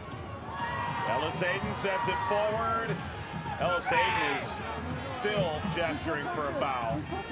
And he's left some space in behind for Orange County to quickly run into. He's got to get himself back now, hasn't he? With they're playing as a 3 at the back with him as a wing back, he's got to get up and down that pitch. It's a lot of hard work.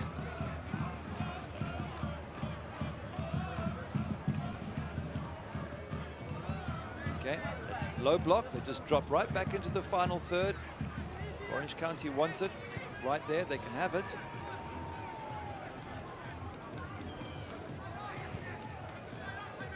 It's all about patience now. Try and find a little gap. Try and stretch them wide if you can.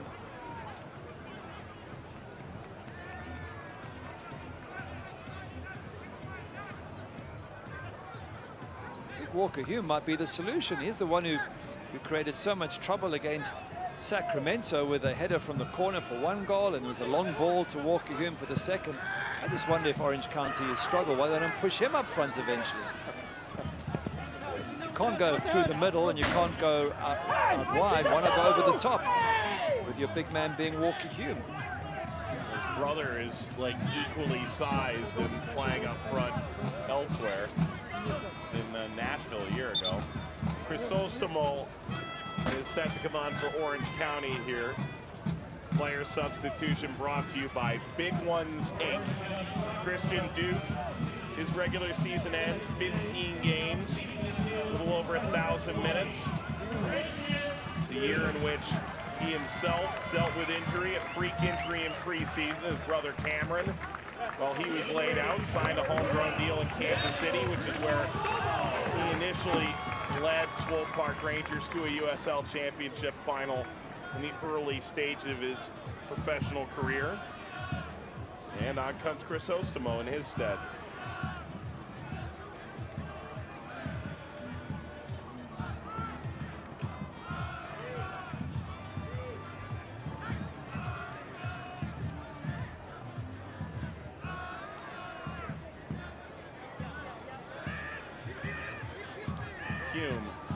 Gary's idea of a striker. He works, trust me. He worked against Sacramento. He caused them all sorts of problems. Stick him up front for the last 10 minutes.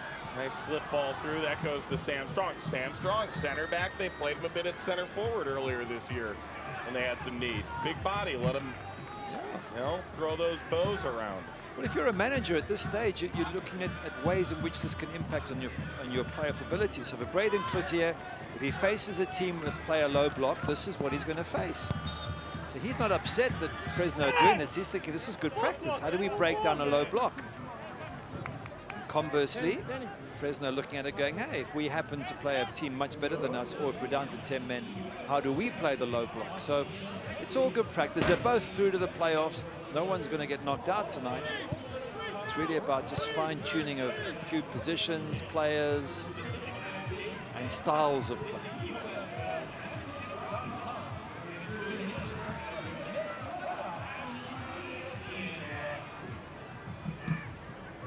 Quinn high there. And an obvious push.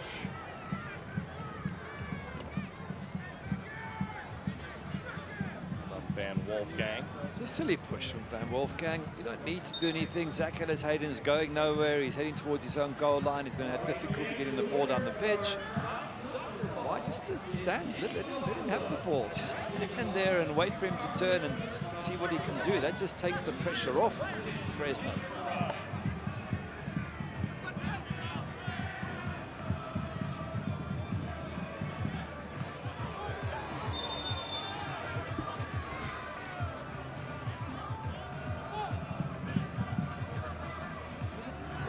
Seth Moses, that's good news for Fresno at least, that he's got through 64 minutes or so and looks as strong and as good as ever, fully recovered hopefully from his bad injury.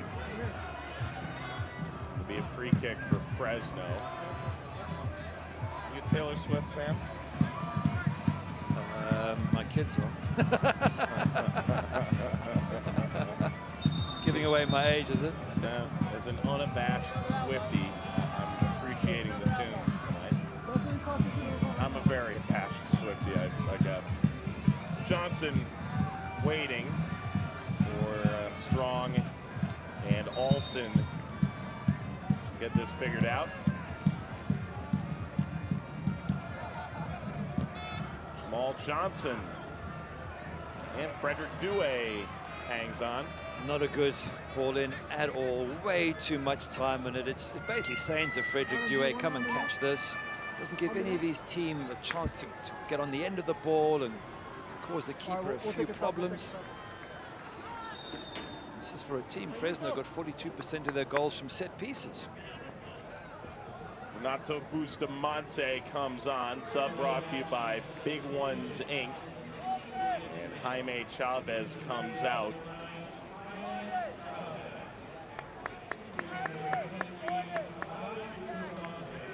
Bustamante, a Fresno Fuego guy.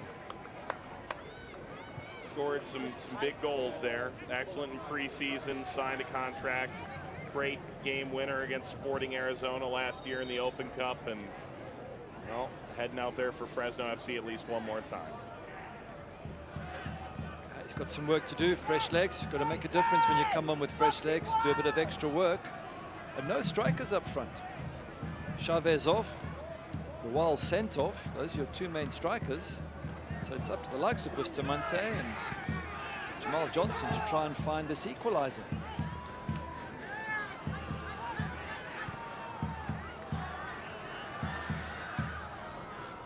Strong had a lot of work to do there. Stoppage time now in Albuquerque. New Mexico's gotten a goal from Albuquerque native Devin Sandoval in the 87th minute. They're up 2-0 against Las Vegas. Hey.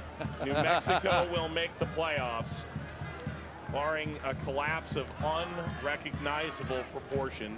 Of San Antonio proportion. Yeah. 2 up and you concede too late. And El Paso will need 2 goals in the next 23 minutes to spare San Antonio, an offseason full of blushes.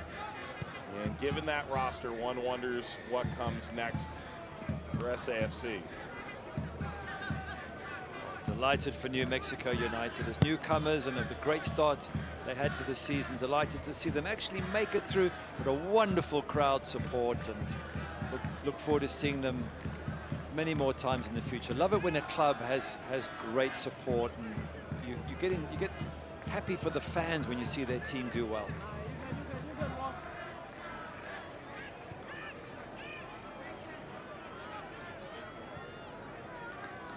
Forrester's got the goal here, is in the 45th minute. It was shortly after Fresno's Kudus Lawal was sent off. For Orange County, they started the day in 5th. They could have grabbed 4th, but they needed Real Monarchs to drop points. That did not happen. And so Orange County, with this result, will settle for 5th place, 9 places above where they were a month and a half ago, 2 months ago, before this wonderful run of form. Has them as good as anybody in the league right now. Van Wolfgang curling. Cochran has to parry it aside. Good strike from Van Wolfgang. Just bounced in front of the keeper, so it wasn't a pile driver of a shot, but great accuracy, bending, and CJ had to get it round the post. He had no choice. Let's have a look at it again. You'll see, I think it just bounces in front of the keeper. It doesn't give it enough power to get all the way there, but the bounce itself can cause problems. Great accuracy, just bending inside that post. This OCSC corner kick fueled by Shell Fuel Rewards. Text now 83835. Download the app. Begin saving on fuel.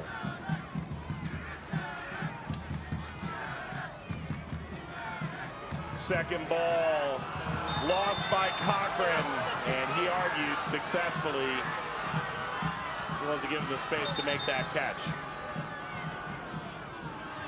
Well, he's got to punch it then. He has been a bit ropey today in the air, CJ. Normally a very solid keeper, but when you come for those and you get challenged, maybe it's better just to punch it. Two-fisted punch over the top, take a few players out in the process, try and hold it. I didn't see a foul from Michael Seton. I just thought he jumped. Let's have a look. Does he hit the goalkeeper? No, he just jumps for the ball. So, again, some referees might not give that, and I don't think it's worth the risk. Vinicius comes out. Giovanni Godoy comes on sub, brought to you by Big Ones Inc. And Orange County will try and see this thing out.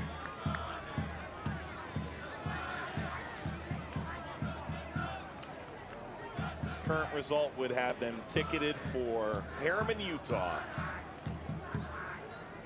Gosh, is it a disappointment that one of those two teams would have to go out in that 4-5 game. Real Monarchs have had a very similar run of form. That's why it's the business end of the competition.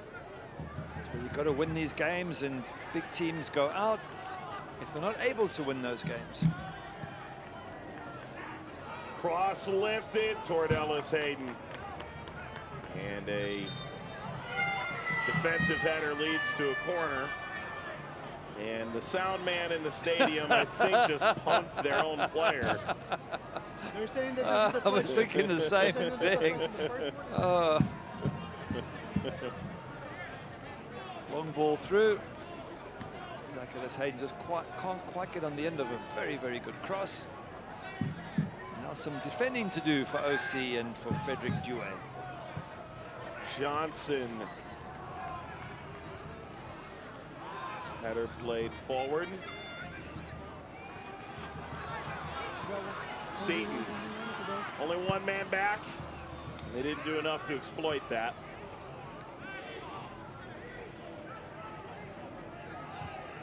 See the scores from this final day in the Western Conference in the USL Championship cycling up in the corner. Reno's win meant Orange County could not get above. Number 5, San Antonio's draw struggle. Uh-oh, Dewey denies Kurimoto. Kurimoto, you've got to finish that from a Fresno point of view. It's a gift for you. Sort of rushed it, but good save again from Dewey. He's made a couple of crucial saves. He hasn't been that busy, but the saves he has made have been top-notch. But what a good chance for Kurimoto. Poor back pass here, absolutely shocking back pass from Crisostomo, and he knew straight away as he played it. Oh, look at Zach Ellis Hayden. He tells us, his face tells the story. Boy, that was some kind of whirlwind of emotion, those camera shots, huh? Dewey in the background. You're struggling for chances, Fresno. Both your strikers are off. You're down to 10 men, and they gift you a free shy at goals, and you make it easy for the goalkeeper. Go ahead, Hamilton. Go ahead, Hamilton. Sorry, I'm... Kurimoto scored 1 in 27 this season. Maybe we know why. Kurimoto here for Bustamante. Corner coming. Well, credit to Fresno. They're fighting back with 10 men, and that's exactly what Adam Smith will want. He'll probably take the losses inconsequential to their position on the log table. What he's looking for is commitment from his players, and he's certainly getting that from the 10 men who are left on the pitch.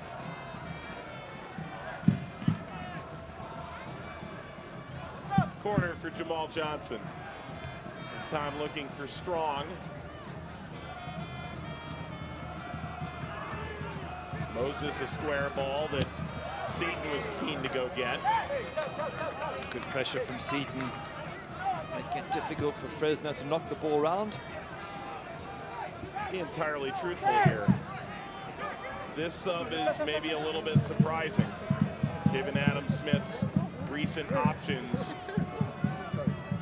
It's going to be Juan Pablo Caffa. Perhaps a little bit of a defensive liability. It means he's going to leave Christian Chaney out on the bench tonight. Look, if anybody can thread a ball through for someone to run onto, not yet, Adam. We're not ready yet. It is Juan Pablo Caffa. He has got such a magical left foot and great at set pieces as well. But you're right, he's not the best defensive player. Maybe they'll just push him up and get him to work with the likes of Jamal Johnson and see if they can find a gap in this solid Orange County defense. I don't mean to overly second guess. Thread a ball to who? Right, so I'm just picking out Jamal Johnson as the only one left who's got the pace up front. Bustamante forward by trade. Yeah, Bustamante is the other one they could use.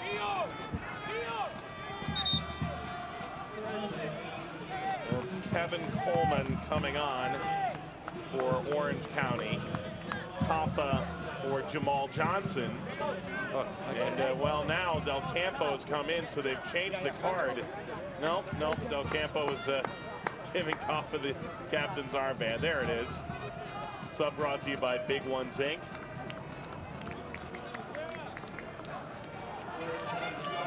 Well, Jamal Johnson was the player I had Juan Pablo Cuffer passing the ball to, so that's not going to happen. So Bustamante it is, I suppose. Bustamante it is, yeah.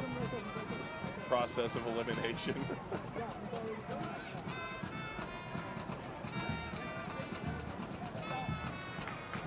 Coleman, check on, it's the end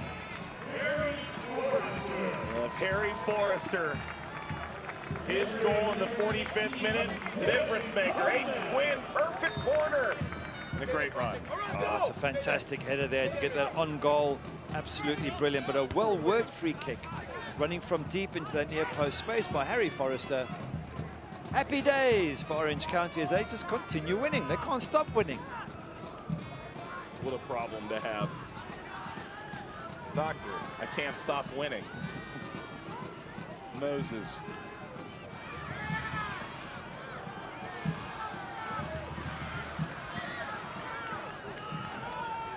Fresh into the game, Coleman.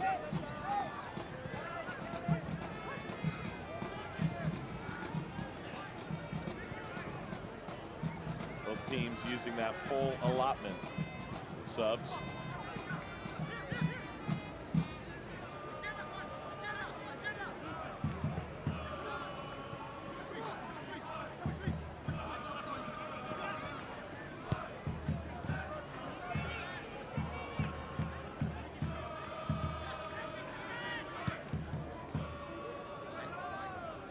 Range all the way back to Hume.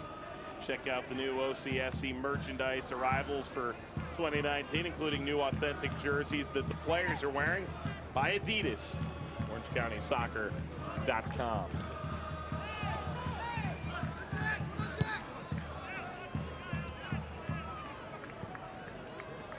It's a good exercise for Orange County. 1-0 up, one man up. How do you play out the game for the last 12 minutes? How do you keep control? Keep the ball, don't give away any silly opportunities. Crisostomo, just saying. And make sure you leave with a 1-0 win. That's all you need in the playoffs. And again, good preparation for what might come up in the next few weeks. Kudus Lawal sent off a red card in the first half.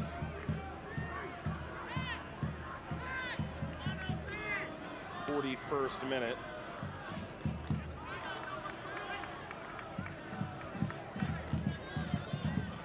Had a elbow apparently extended into his marker on a set piece.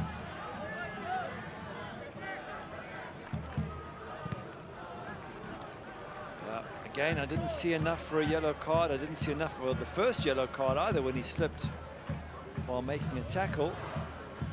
But who'd want to be a referee and make those decisions in real time? We've watched it over and over.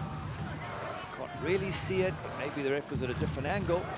But I think for Kudus, just looking at his face afterwards, he was absolutely distraught when he came off. And you've done your detective work, and his red card is going to keep him out of the next or the first playoff match. Unless the disciplinary committee, in their wisdom, were to overturn that. We just saw Corey Whelan from Phoenix have his red card overturned last week, so it's not without precedent. Was his a straight red? This was 2 yellows, and they might say, well, even a little hand in the face is enough for a second yellow, so they might not overturn it. Time will tell. We'll see. We hope for his sake it does get overturned.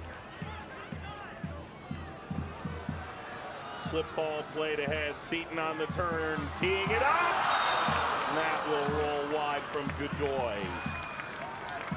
Good effort. Wasn't too far wide, was it, from Gio Godoy? He's come on nice and fresh, full of energy. Ball goes down here to Michael Seton. And as always, he creates opportunities. And maybe there was just a deflection off the defender's foot. That might have been absolutely on target, and the deflection just takes it around the post.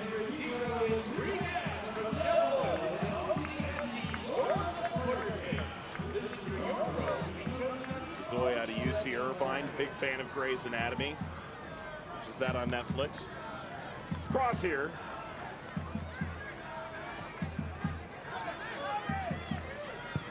Coleman. At least he had a shot, a little bit off target, yes, but shows he has confidence. Kevin Coleman, good to see at 21 years of age. And he'll be excited that he might just get to play a role in these playoffs.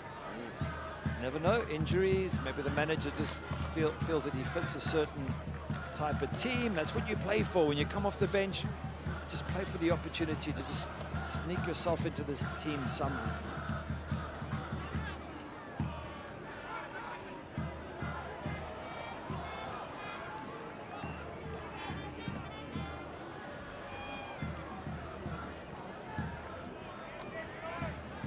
Throw for Bustamante.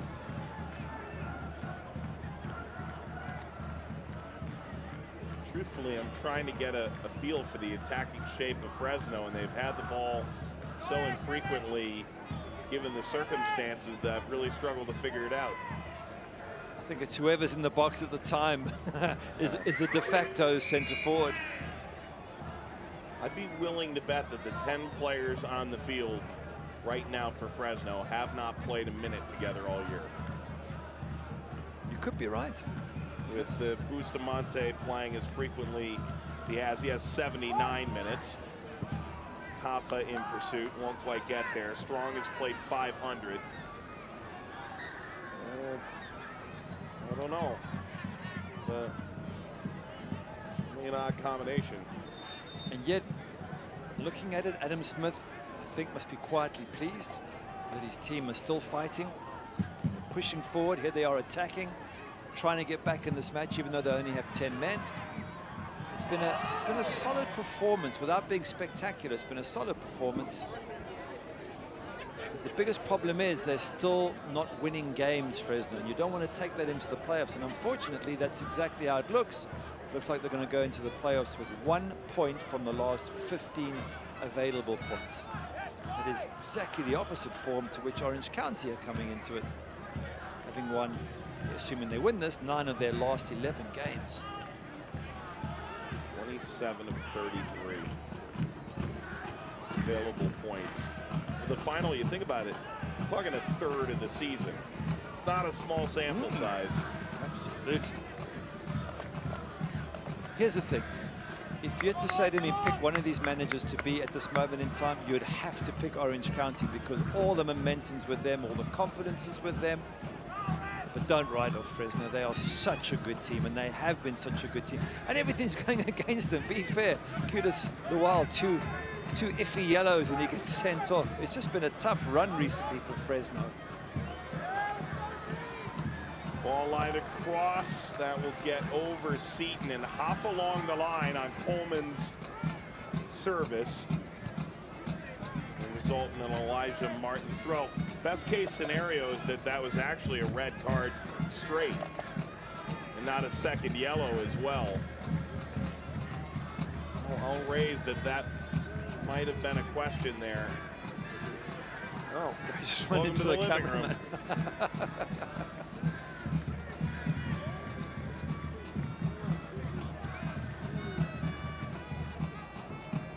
Poor Scott. Was he the cameraman? Yes, yes. It was only a small bump. He didn't get taken out like he'd run full steam into him and knocked him over. It's just a flesh wound. Come on, Scott. You can handle it. So here we are, Orange County doing the professional thing. If you have to play the clock down at 1-0, you play the clock down. It's up to the team in white to come get the ball from you.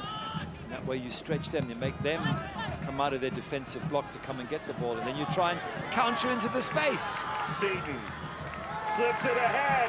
Coleman crosses. Chance to finish now. Saved away from the line, and it's a penalty. He's handled on the line. Oh, it's going to be a straight red. A straight red. And that means he's out for the first round of the playoffs. Ramon Martin Del Campo is out for the first round now. And Fresno positively imploding in some ways, not even of their own doing. When I said things couldn't get worse for them, I was wrong. It is getting worse. It's just a terrible spell of bad luck. Good play, Orange County, good strike there. He's got the guilty look on his face, Ramon Del Campos. I think he knew what he was doing. There he is getting back. Oh, he's trying to get his hand in, but it does hit his arm. That it's a penalty, no question. Is it a red card? I guess that's the letter of the law. He's not happy. He knows he's going to miss the next match. You don't need a lip reader to figure this out. Disaster for Fresno, and they don't deserve it. They've played so well. Soccer gods are against them at the moment.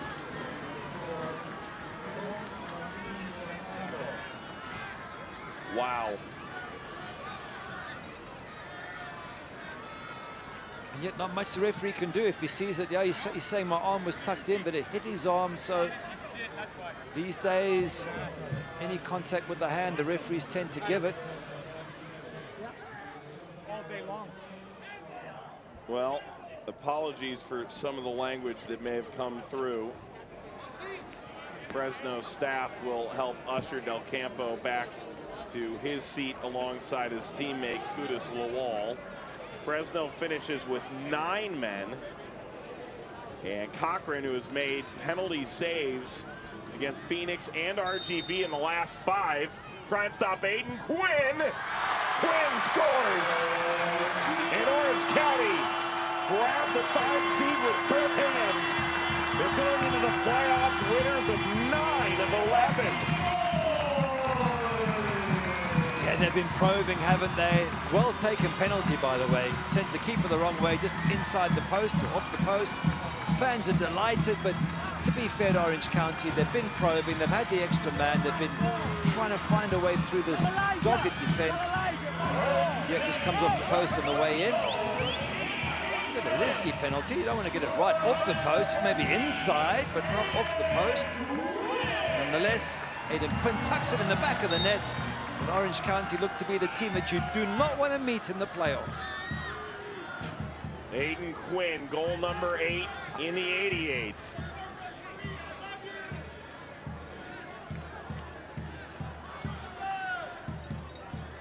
And Kaffa was shown a yellow card. One would almost assuredly assume was for dissent. Yeah. Captain has to say something there, no? You can't blame the referee. That's just the rule these days. Anything seen as a deliberate handball to stop a goal-scoring opportunity is going to get you a red card. Now, was it deliberate? Well, you assume so. He's on the line. He's covering the goalkeeper. Was it a handball? Yeah, his arm was tucked in, but it still hit his hand. Oh, it's such a tough rule these days, the handball rule. We see it all over Europe, all over the US, MLS and USL. That often penalties and red cards given for the most innocuous of handballs, but that seems to be the rule. Meanwhile, I realize Braden's got a bit of an arm injury himself. His left arm is a bit wrapped up. Have a look at number 4, Ramon Del Campo. Watch his right arm here. It's his arm. His arm's tucked in though. It's not like his arm's out, but oh, it's so hard. Both these decisions tonight against Fresno have been very harsh. Can't say the referee's wrong. It's just, oh man, it's not going to be a happy locker room when this whistle goes in a few minutes' time.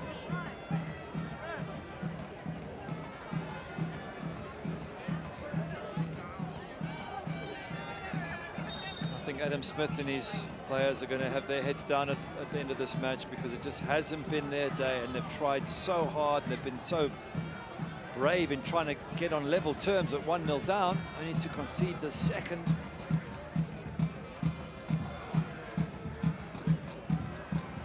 So it was a second yellow to confirm on the first.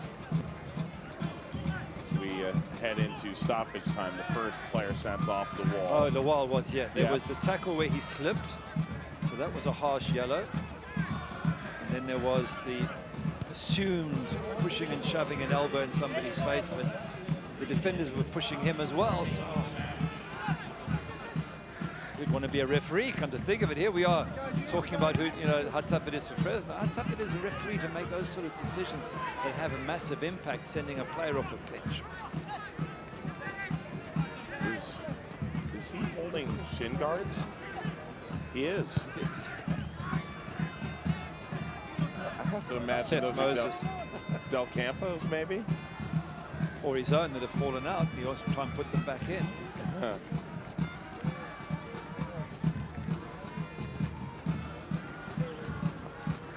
Well, if you're Fresno, one could very easily argue that it's going to come down to the names like Sam Strong and Christian Chaney to keep their season alive next week due to these impending red card suspensions. For Orange County, they're going to walk away from tonight feeling like $1 million. This is whether Braden Cloutier felt they could make a statement tonight or not. Very much a statement in my mind. I think this whole run of 9 wins from 11 is a statement. It's fantastic form. And although the next match will be away, I think they will go there very confident that they can have a long run in these playoffs. Because they are the form side, no question about it.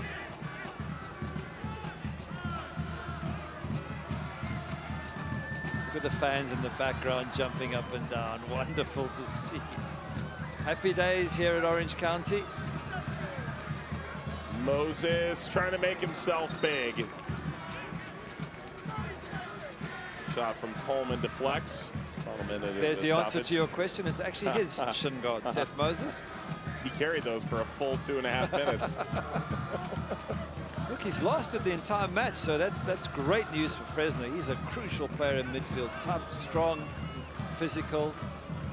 So he should be available for the playoffs by the looks of it. Coleman sidestepping Crisostomo, and Orange County looks like they may settle for a 2-0 win against a now 9-man Fresno.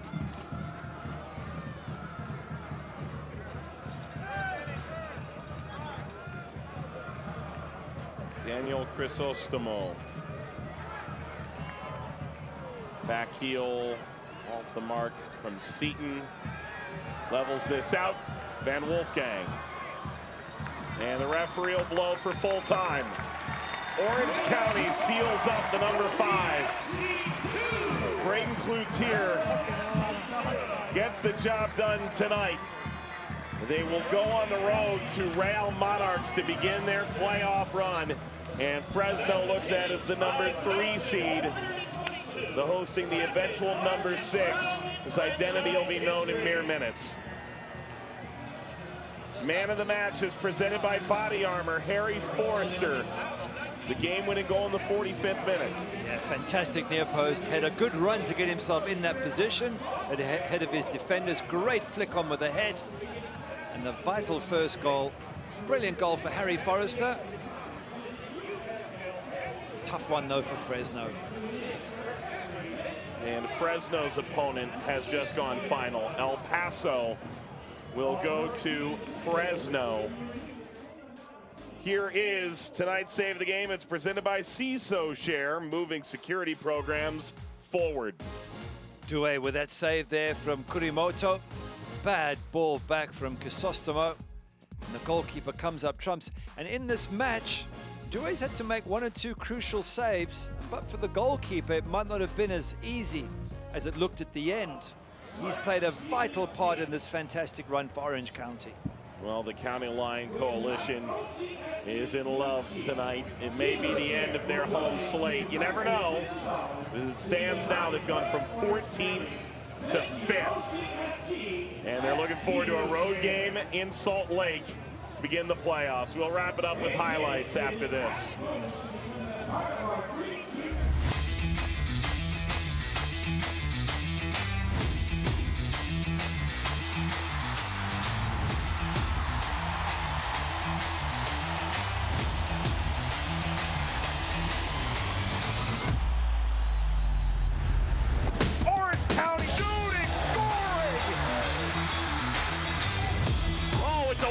Class goal from Orange County. Brilliant build-up play. And Orange County has struck again.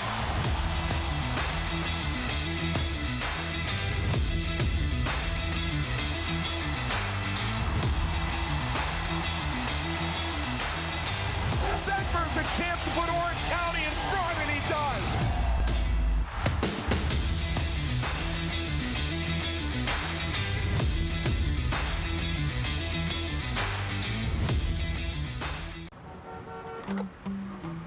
think all premium fuels are the same? New Shell V-Power Nitro Plus premium gasoline is engineered with 4 levels of defense against gunk, wear, corrosion, and friction. That helps keep your engine running like new. So maybe it's time to unthink what you think about premium fuel. Shell V-Power Nitro Plus premium gasoline. It's fuel for thought.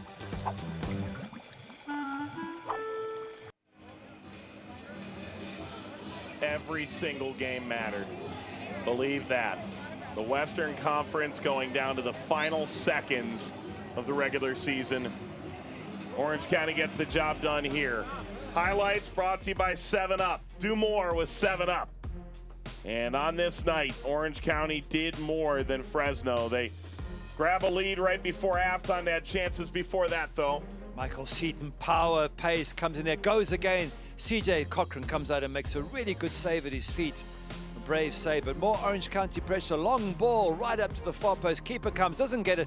Michael Seton heads it, and Mickey Daly off the line. The big centre back clears it as the ball's about to go in the net to keep the clean sheet, but it wasn't for long, because again, CJ Cochran battling in the air to try and get that ball. Michael Seton beats him, and there's that first yellow. It's a slip. I don't know if we can actually see the slip, but as he comes in, Kudos Lawali's left foot just goes from underneath him. There's a second one there where he's deemed to have pushed Michael Seton in the face, and all of a sudden 2 yellows and he's off. Inside 40 minutes, staggering. Luwal off, emotional. 45th minute, Quinn, perfection. Yeah, great run, great near post header. We talked about those crosses earlier on. CJ Cochran having all sorts of problems. Well, no one picking up Harry Forrester. Now there's a chance for Fresno to get back into it. Chrysostomo with a horrendous back pass. Kirimoto, and Due makes a crucial save. Now that was the moment for me the game changed, because at 1-1, it's a whole different game. And he doesn't take the chance, Kurimoto. Keeper makes a save. Zach Ellis-Hayden can't believe it. Then opportunities for the home side here. A turn, a strike, handball. Ramon Martin del Campo. And it's tough as it is, it's going to be given as a handball. And because he's the last man on the line, it's going to be given as a red card, and a second red card of the night for Fresno. That means both, in theory, out for the first round of the playoffs, and Aiden Quinn bags his 8th goal to go along with his 7th assist in the season finale, and Orange County 2-0 winners. Pro Sport presenting the full-time stats, and look, Fresno didn't create a lot before they went down a man after that low block, and they never made it work. No, they didn't. I mean, 2 shots, 1 on target. It's not going to win you any games. They had 1 chance, Kurimoto didn't take it. Their possessions 1/3 to Orange County's 2/3. So in every sense that they struggled tonight, but the 2 red cards absolutely killed them. And they live to fight another day, and today it's going to be against El Paso. This is official, the final bracket in the West. In the East, well, Pittsburgh could still jump to the 1 line. They play Birmingham tomorrow. Birmingham cannot move up. Nashville, currently the number 1, could drop to number 2 pending that result. And it'll be Orange County at Real Monarchs and Fresno hosting El Paso to begin the playoffs next Saturday night. Both avoiding the play-in game that Braden Cloutier was so, frankly, indifferent about. Well, they avoided. 2-0 win. Phenomenal performance. Remember when they were 14th? Remember when they couldn't get 11 players pulling in the same direction? Those days long over for Orange County. For Fresno, their struggles continue. Producer Eric Falero, director Jose Bueso, Miguel Manella, Annette Reyes, Gary Bailey alongside. For our Vista World Link team, Mike Watts saying good night. This copyrighted telecast of the United Soccer League Championship cannot be retransmitted, rebroadcast, or reproduced without the expressed written consent of the United Soccer League Championship.